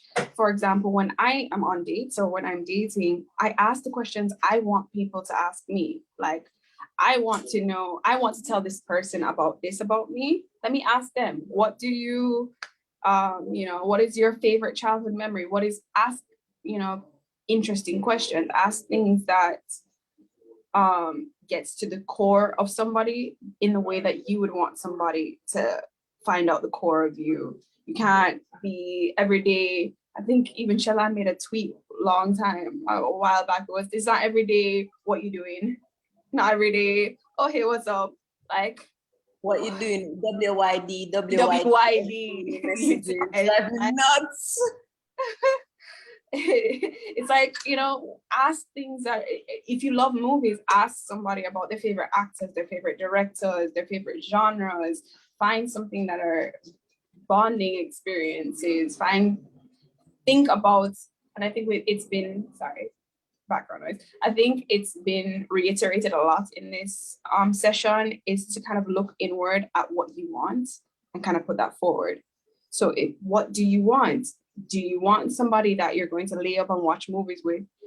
Reach out and find the spaces with the movies and people who like movies and things like that. If you want somebody who you like to go out and party, go and meet people out at parties. Pandemic, let's put that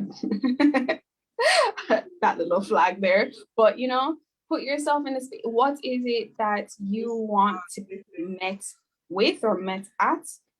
And reflect that outwards. Yeah, and that also goes for, I think, the inner work, like doing the hard inner work. I think that also has a way to reflect outwards and to, in many ways, pull people in who are a match for that, right? And at the very least, you lead with it into many rooms. I find that men will sometimes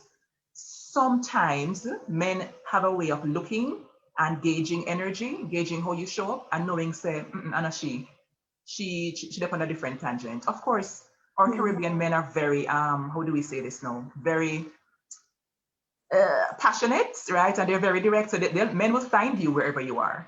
But I find that there is a way that a man will put a serious approach if and when he thinks that your energy matches his in many contexts. So Noran and then Shellan. And then we're going to tackle the introverts and dating. So great advice, Philippa. And we're going to come back to you for the next piece of that. So remember, I told you I'm a very practical person, and sometimes it's seen as a little blunt and harsh. So I'm going to be a little blunt and harsh right now.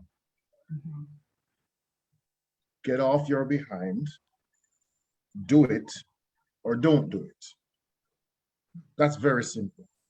Don't sit in mud and complain about how dirty the place is. Get up out the mud. So both men and women, we have to, talking about it is not the same thing as doing something about it. That goes for every aspect of life. And I think sometimes we get caught up in talking about it so much that we think we're doing something about it because we're addressing it. No, the work only happens when you do the work. And if you're not going to do the work, stop complaining that nothing is happening for you. It makes you feel better when you do. I understand that, and I understand sometimes you have to vent to feel better. That's fine, that's your right as a person. But when it comes down to the nitty-gritty, if you have more complaints about why it's not working than why it is working, then at some point in time you have to ask yourself, am I doing what it takes to make this work? Not every arrow is going to hit the target. Sometimes it's going to fly off course. I understand that. But please, men and women, if you are going to try, try. If you're not going to try, but you'd rather sit and talk about everybody else who's trying, be quiet. Shellan. Okay, so I also wanted to say, in addition to what Philippa was saying in regards to going different places and where you might see, and I wanted to talk about maybe stepping outside of your comfort zone as well. So sometimes you're always meeting someone at a party, or you're always meeting someone in a friend group. Maybe try meeting them on your own. Or if you notice that you really like a certain type of person, maybe try something different. You might be surprised. And so I think it's just, mix as much as possible without, with still staying true to yourself to some extent. But, people can surprise you. They can surprise you. Absolutely. And I think there's a way too that sometimes, maybe I can speak for some women, let me say many, and you guys can tell me if I'm wrong, all right? There is a way that sometimes we show up to dating spaces with a whole lot of expectations off the bat. Like if I'm having a conversation with this person tonight at this party, you know, partying responsibly, of course, in COVID-19, but let's say at like a restaurant, right? Then, you know, all the expectations become so loud that if it doesn't work out, it almost feels like, oh, let's not do that again. When in fact, if we are able to detach ourselves to a healthy extent from the outcome, especially so early out in the journey, I think it opens us up to be able to go out more, meet more people, talk to people before getting all, oh, I met this guy and him last name, our last name together look good, that type of thing that we often do from primary school to now. You know what I mean? Where we get really like, oh, well, our kids look beautiful. We haven't reached that piece there yet. But there is a way that we have been socialized to go all the way there after a few drinks or after, you know, 2 WhatsApp conversations as well. Yeah. So now we have one heap of questions in the box as well. Well, mostly in the chat, and I see hands raised. So I'm going to take the 2 questions in the box, and our learned panel, with their diversity of perspectives, I'm going to lean on you heavily to answer the people in question. So someone says, advice for putting yourself out there for introverts who struggle with going out in general. I think we kind of touched on that already. And then what do you say to someone who every time they put themselves out there are constantly disappointed with the results? I think I kind of touched on that a while ago. Anybody else want to kind of jump in and add anything to for this anonymous question in the box? Anybody? Especially when, you know, you've been disappointed. Oh, sorry. I'll touch on that. I'll say that it's not the end of the world. Like, you know, I think I had said it earlier, if from what I've learned, or if I was to, you know, go back or maybe do something a little bit different, I would date more, date earlier, get used to disappointment, get used to the heartache, get used to the setbacks, because it's inevitable. But it's better off to have gotten accustomed to it and be able to shrug it off and just be like, that's a part of life, it's a part of dating. It's gonna come. You know, some people, you know, we say dog and pussy have the same luck. You know, people will meet their high school sweethearts and be together for the rest of their life. Not everybody's gonna be like that.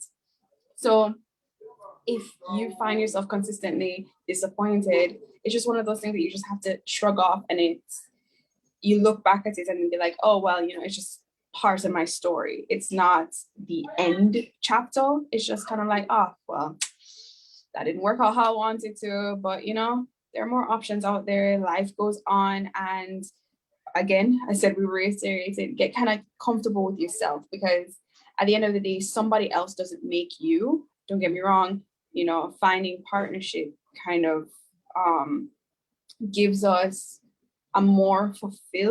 gives us a sense of fulfillment that we wouldn't get by ourselves, but we're more than enough by ourselves. You know, I hate that cliche, you know, like, it's true. It sounds very cliche, but it's true.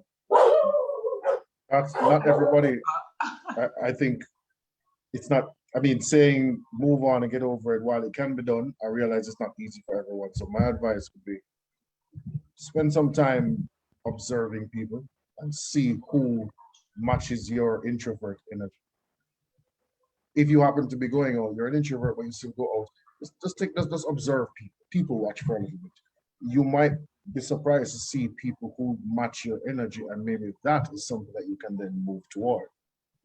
That would be my advice. Thank you. And I saw Shade, a fellow therapist, sister of mine, who says to the question of, you know, if you keep getting the heartbreak by putting yourself out there, or the disappointment, try therapy and see if there are patterns that maybe need to be confronted and broken as well.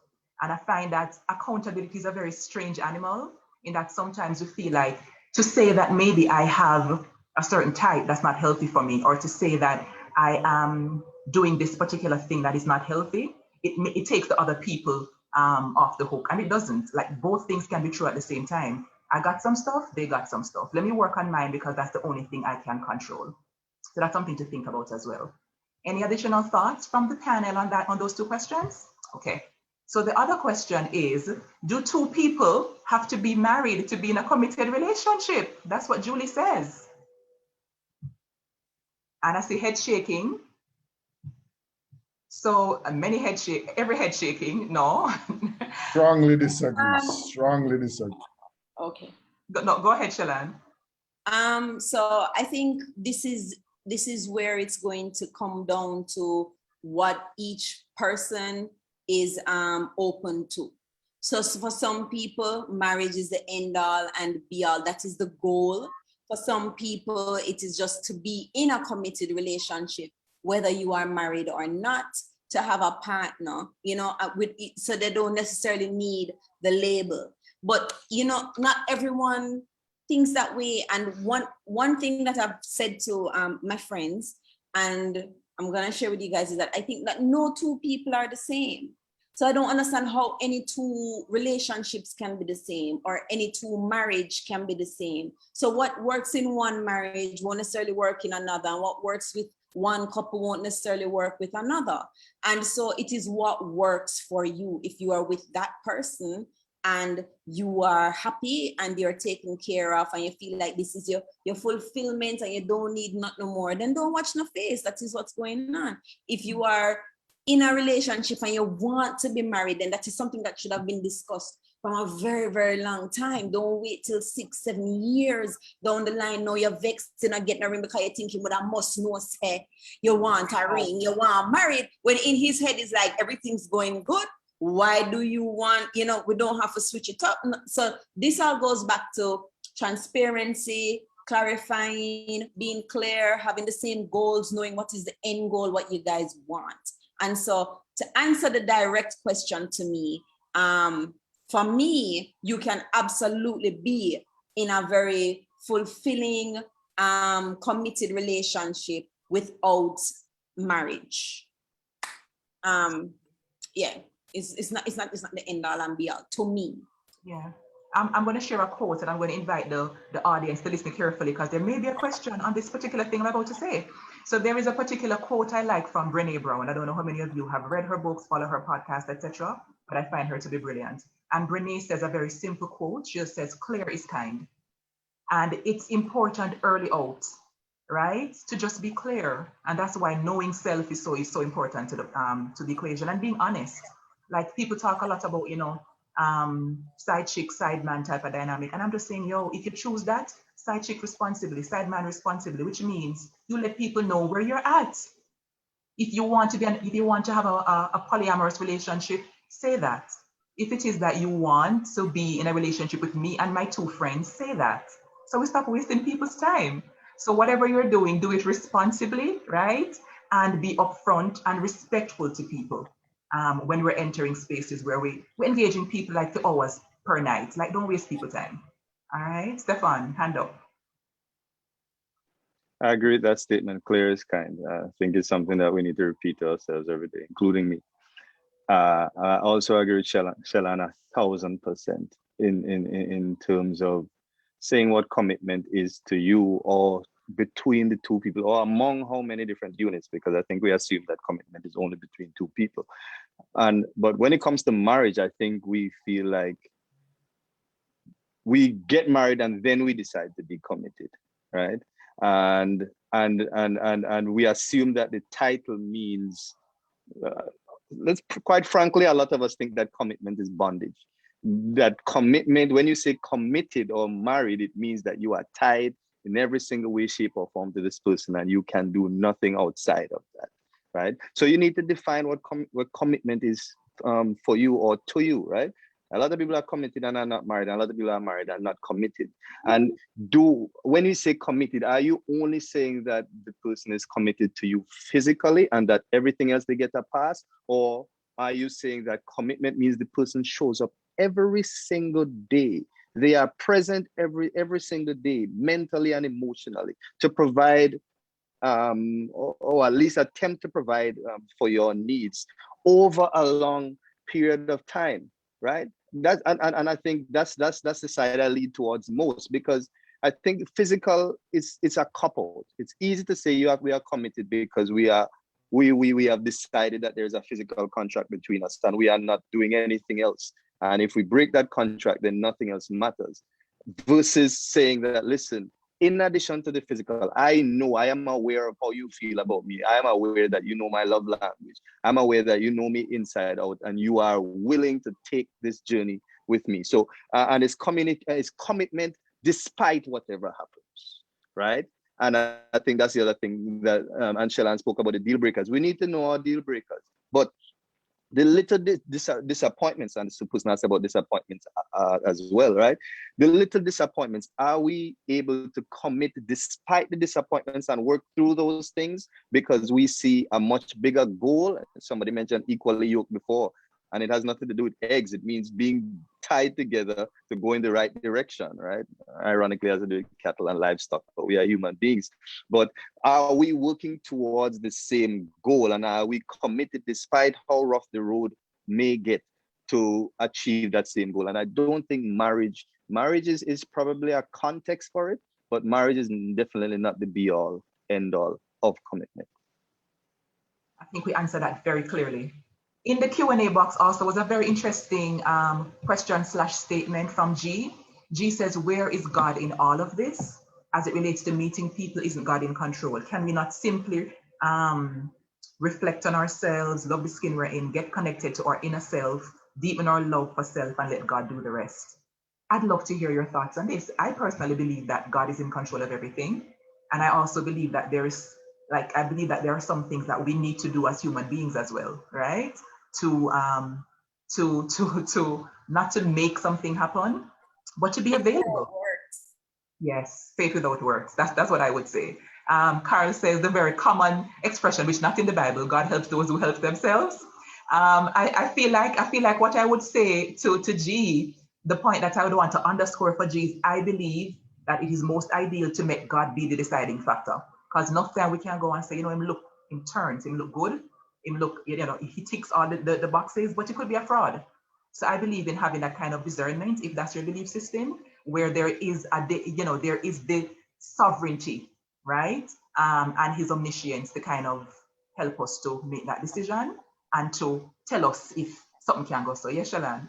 You ever see that meme where they say, God, if he's not the guy for me, show me a sign, and God showed them this big sign and them say, oh, but I can't read.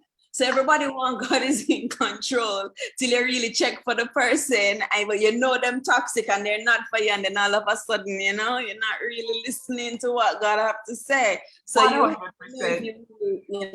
if you're getting what you're asking for, when you get it, if you're going to listen. 100%. I feel like it's time for a little giveaway because we're in the JN Circle live class series. I don't know if you realize what the JN Circle is. It's a collective within the JN group, right? That does a lot of community building and a lot of volunteerism. They do beautiful projects all across Jamaica. So I want to big up JN and big up all the circles represented in our class this evening. My question, the first person who can drop in the chat, the name of the author I just quoted, right, a few minutes ago. Oh, Lord Jesus, sit here. Lady was ready. And I see Max and Natasha and everybody trying, but Lady, big up yourself, Lady. We're going to ask the JN team members to drop in the chat the link or the information for you to make contact, right, with the team to be able to claim your fabulous Amazon gift card. Happy shopping, right? I'm going to beg you something later. And then we have one more to give away, so don't move. What I want to do now, Nora and Stefan, Shellan and Philippa, is to invite a member of the class to come on microphone and say something like who have a burning question that they absolutely need to hear the voices of the esteemed panel speak on. Please go ahead and raise your hand if it is that person is you.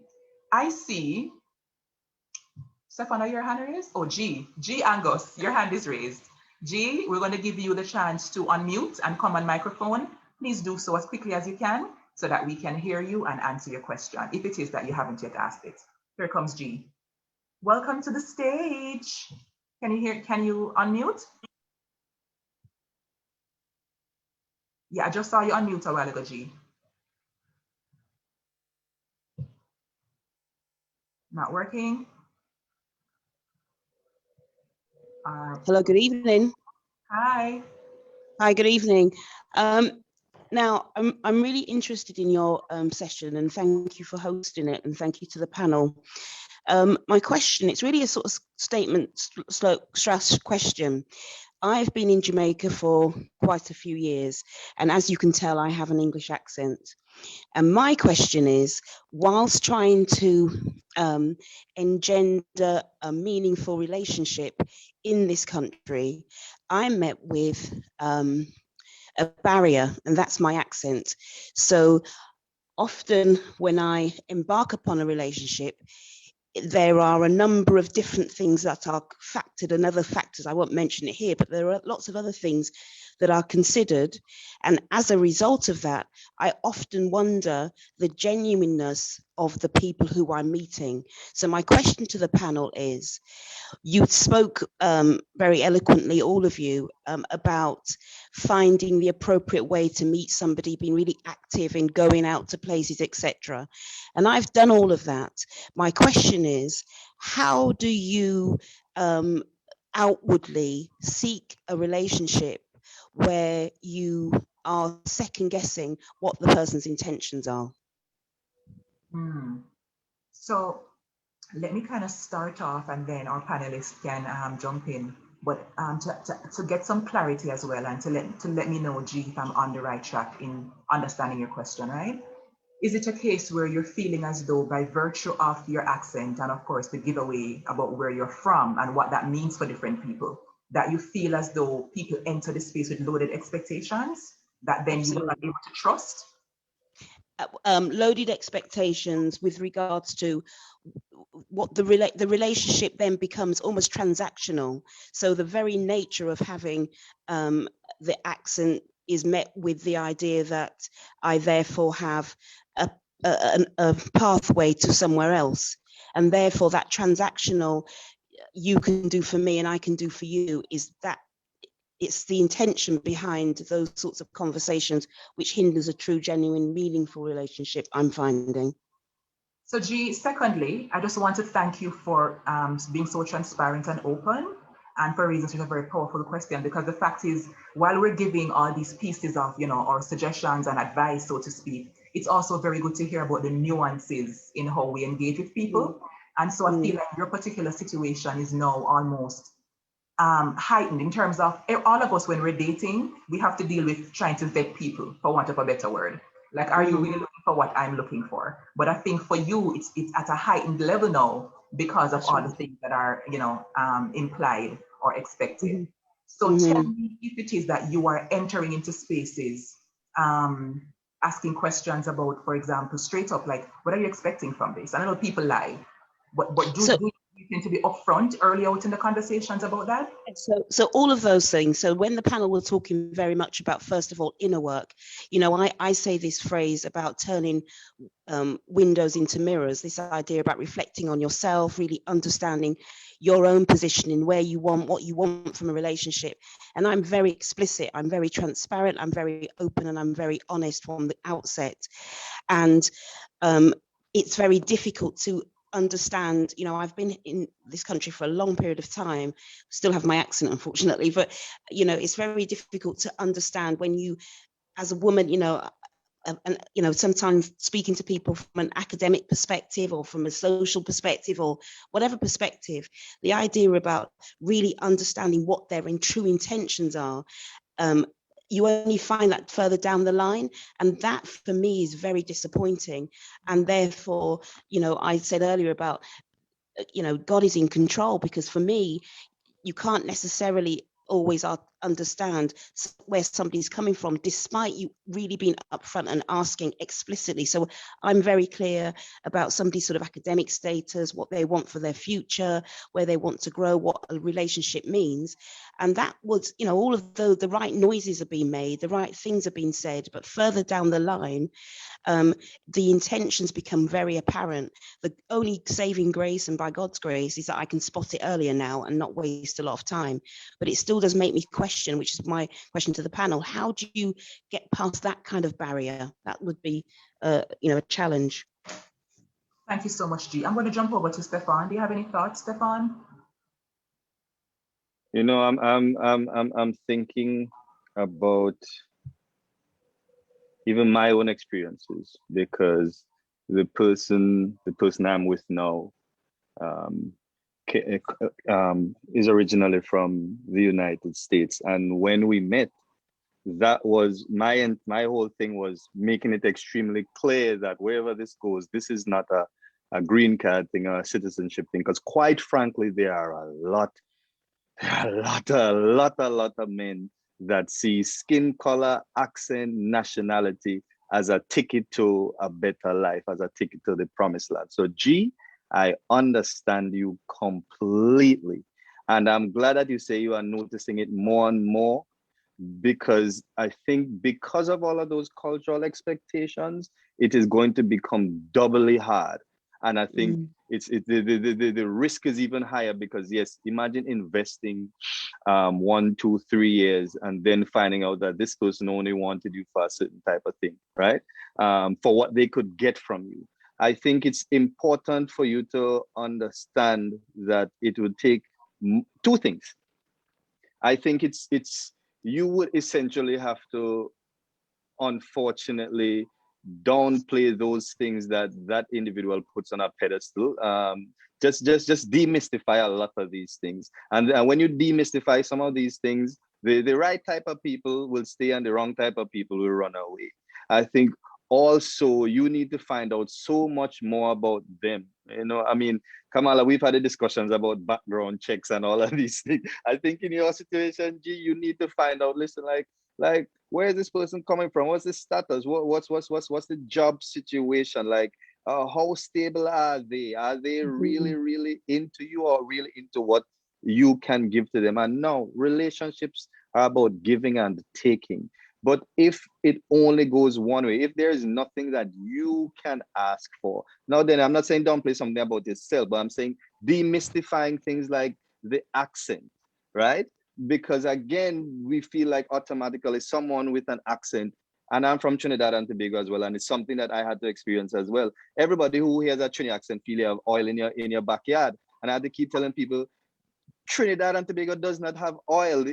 Nobody walks around with a tub of oil and sells. We are not all rich. So if you are thinking that this is a ticket to a better place, dissuade yourself from that, right? Let's have a conversation about who we are as human beings. And if that's not something you're willing to have, then let's move on, quite frankly. And so you're going to have to address the elephant in the room from the very, very, very beginning. Right. And again, you might be willing and able to provide and all of these things, fine. But I think what I'm getting is that you don't want to be used. Right. You don't want to be used. And so I think your vetting process is going to be a lot more rigid. And based on what I'm hearing now, it has already been painstaking. But if you don't want to be used, and if you don't want to be seen as a commodity or something that's transactional, then you are going to definitely have to do a lot more than the average person. But I would not say that everyone is like that, but the risk and the stakes are so much higher. So that's the most I can give you as of right now. Thank you for that, Stefan. I saw a comment from, I think it was Walter, with a suggestion that I think is a fair one. How earlier one of the panelists or somebody in the comments talked about using introductions from people that you trust as like a tool to, again, kind of vet people, right? Like if I trust Noron, I can say, Noron, you have a brother, right? People were asking if Stefan have a brother when they found out that he was taken, right? So if you are attached to this person in some meaningful way, then chances are I can trust this person. So I think that's a pretty fair suggestion, G, as well. Trusting people who you know and whose judgment you trust to say, do you know anybody? Philippa talked about the Google form, right? Do you know anybody who will meet this criteria? A thought came to mind about how the US Embassy has this very typical way of screening people for who can get visa and not. And one of them is, what ties do you have to the country? And I was denied previously for not having enough ties because I wasn't married and I had no children. And so maybe, G, and maybe you've done this already, but maybe too kind of sussing out persons who are committed to staying where they are in the world, or they have their own independent plans to transplant if at any point in the future they want to. So if you meet someone and perhaps they're very vague, oh, I'm open to, I hear Europe is very good in the summer. Maybe that's a red flag. Or, I've always wanted to see the world. Maybe that person is not the one. But if somebody says I'm building out a business and, my 5-year plan is really exciting me right now, and yeah, I want to see it to fruition. Maybe that one is one to invest in. So just a thought.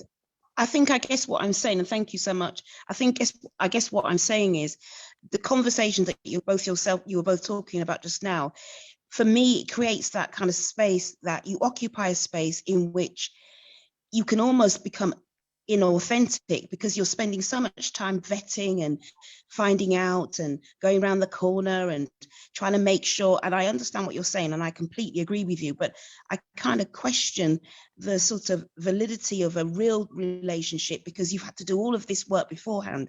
And that's why I sort of sometimes I think, well, let God just do the rest. Maybe I'll get those signs and those signals. And some people have put in the comments this idea about and I think Philippa said this earlier about going to certain places or putting yourself into certain places. And I think that's very good advice as well. Occupying certain places where you're likely to meet people who are of like-minded ways of thinking, etc. But what I do find over the 15 years or so I've been here is this idea that I don't know if it's a cultural thing, and hopefully I'm not speaking out of turn, but I just find comparing it to the UK, there's a lot of for some people, this kind of mistrust, like you don't quite know who to trust and not to trust. Whereas, culturally in the UK, you meet somebody, they just tell you who they are, but there just seems to be another layer. And maybe that's just my own personal experience and not one culturally in this country, but certainly the advice you've given is very useful. So I thank you for that. Thank you so much for that. I wanted to ask, how long does your vetting process normally take? Because if you're finding that you have to restart again and again, and it's draining because it's taking so long, maybe you need to narrow the time frame it takes. So instead of waiting until I've known somebody 3 months, 6 months, 8 months to find out these things, I'm asking them on date 3. It's taken me a week to find out that they want to run away to the UK, as opposed to, taking 6 months to know somebody and be like, okay, wait, why do they seem so insistent on this?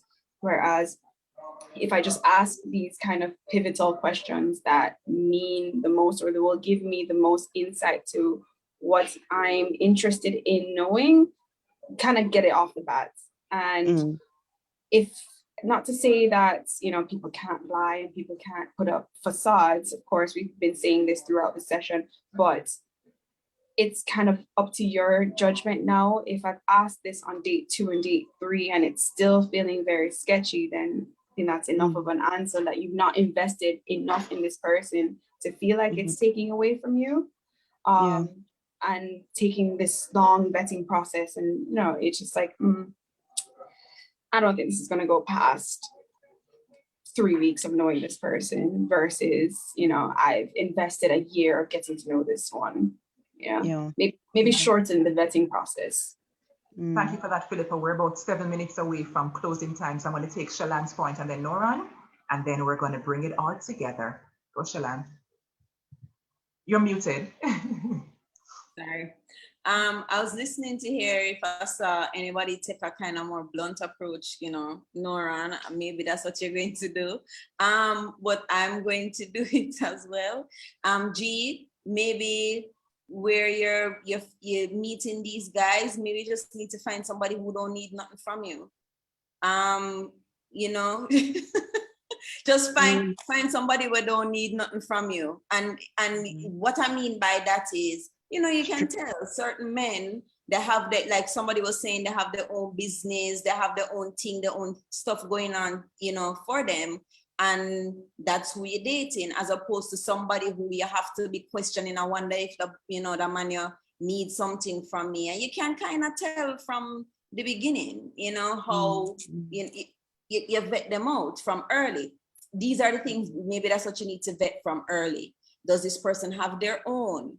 Are they independent? Are they self-sufficient? X, Y, and Z.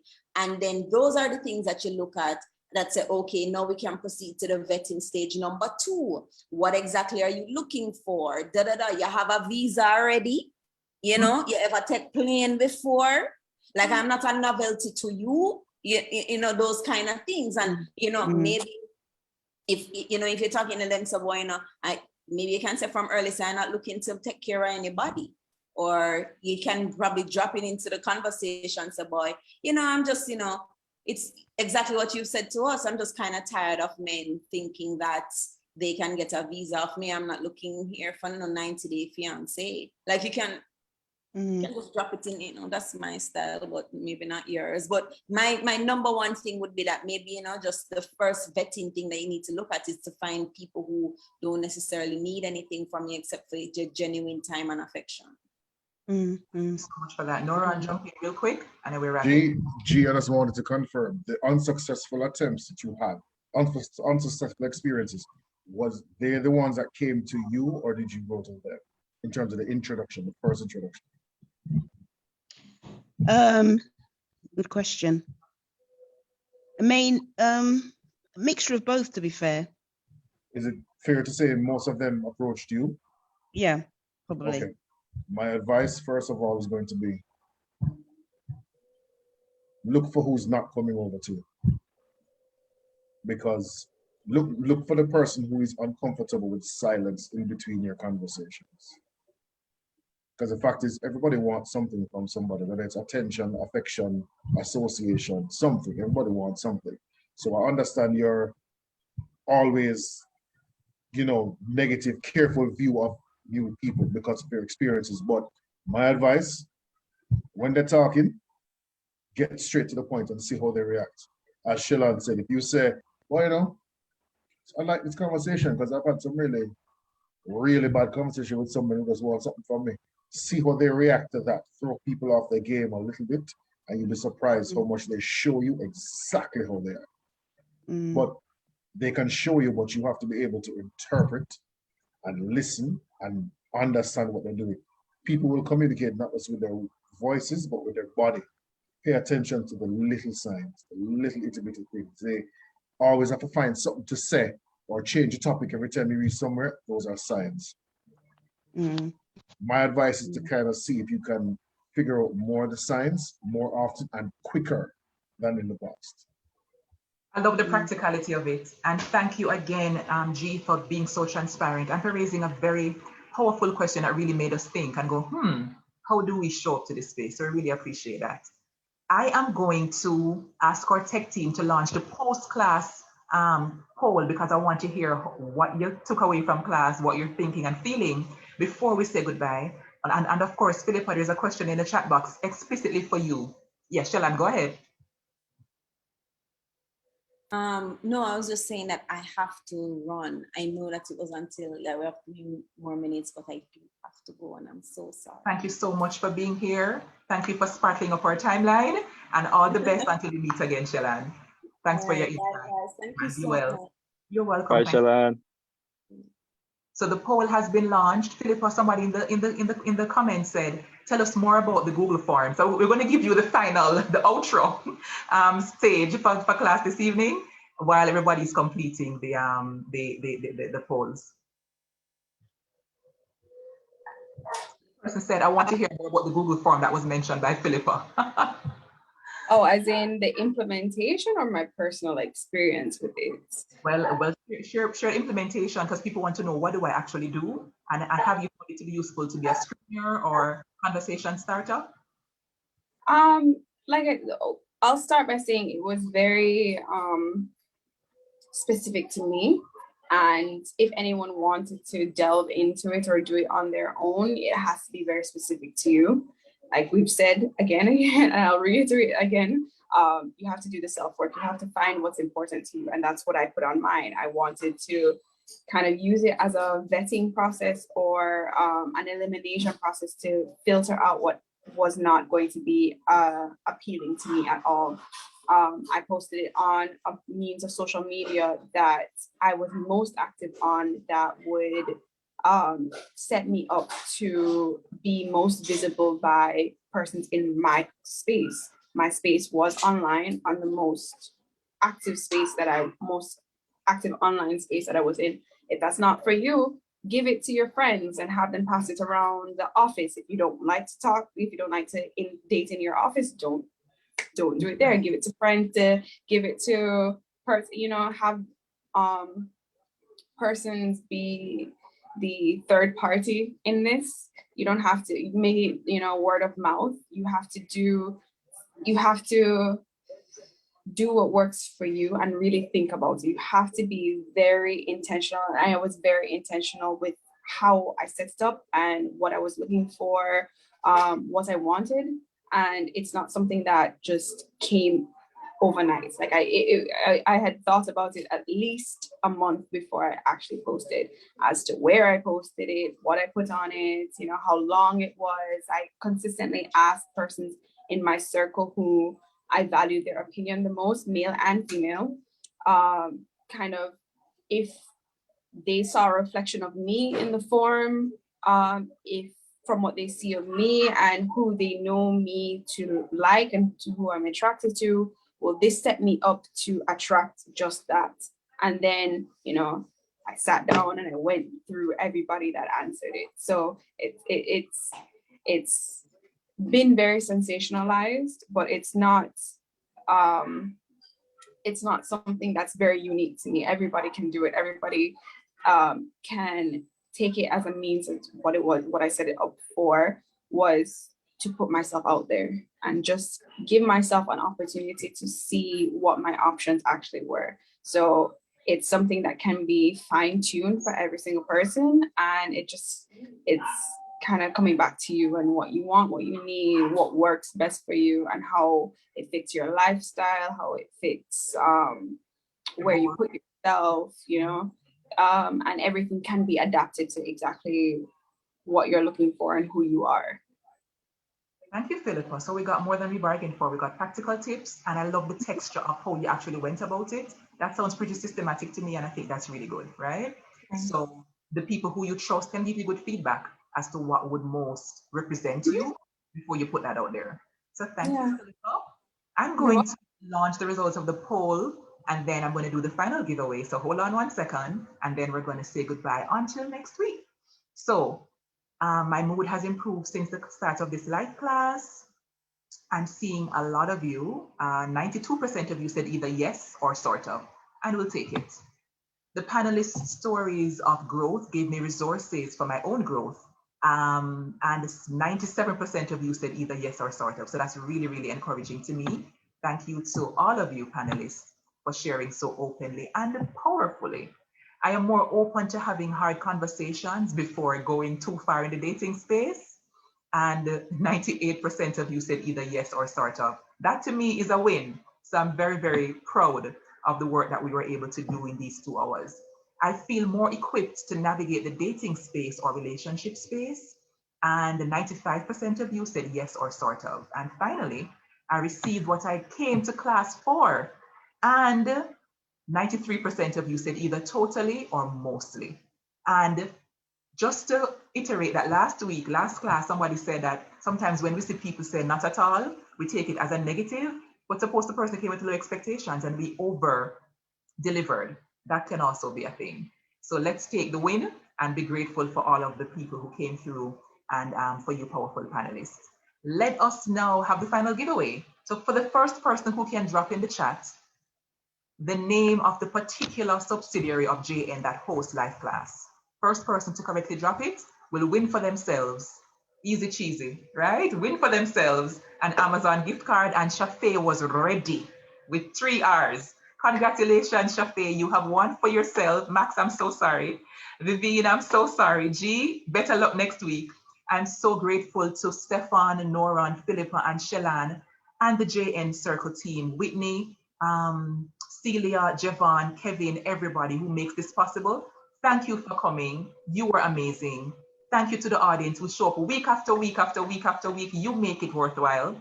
And we're going to be back next week with another juicy conversation, right? To tickle you and to make you think and to hopefully have some change. Any final words? Just some quick goodbyes from all of you, Noran? Just thank you very much for having me again. Thank you very much for keeping me involved. I enjoyed my panelists. Lovely to meet Philippa, love to meet Stefan. I'm already searching for some of Stefan's stuff online, so I'm going to be going through to see a lot of what he says because we have a similar mindset. So thank you very much for having me. Thank you, Julia, for being a first timer. Please come back. Philippa, any final goodbye words? Yeah, I want to again thank you for having me and for being part of this session and this class. To those who joined us to get some practical advice or just to hear our stories, thanks for joining us. You know, kind of this is your opportunity to make your love life what you want and, you know, implement what you did learn. And, you know, like I said earlier, to be an active participant in your love life and not be so passive anymore, and kind of move forward and hopefully get what you want out of this life. Absolutely. Thank you so much, Stefan. Well, I just want to say it was a pleasure just chopping it up with Philippa, Noran, Shellan. It was amazing. I mean, it's good to even if we don't agree, just the type of information that we all put out, I think is not only helpful to us as panelists, but to all the guests as well. So I hope they took away some tidbits. And I'm looking forward to seeing and working with you guys in whatever capacity. Thank you so very much. Thank you to all of you for the immense value you brought. Please drop your emails in the chat or your IG handles. People are asking to connect with you. Please be respectful in what you're requesting of the panelists, ladies and gentlemen of the audience. But Nora and somebody wants to connect with you. I think it was Walter. So please do drop your contact in the chat as well. And God bless you all. Take care of your good selves. And until next week, please prepare to come back and be well. Take care, everybody. Until next time. Bye-bye.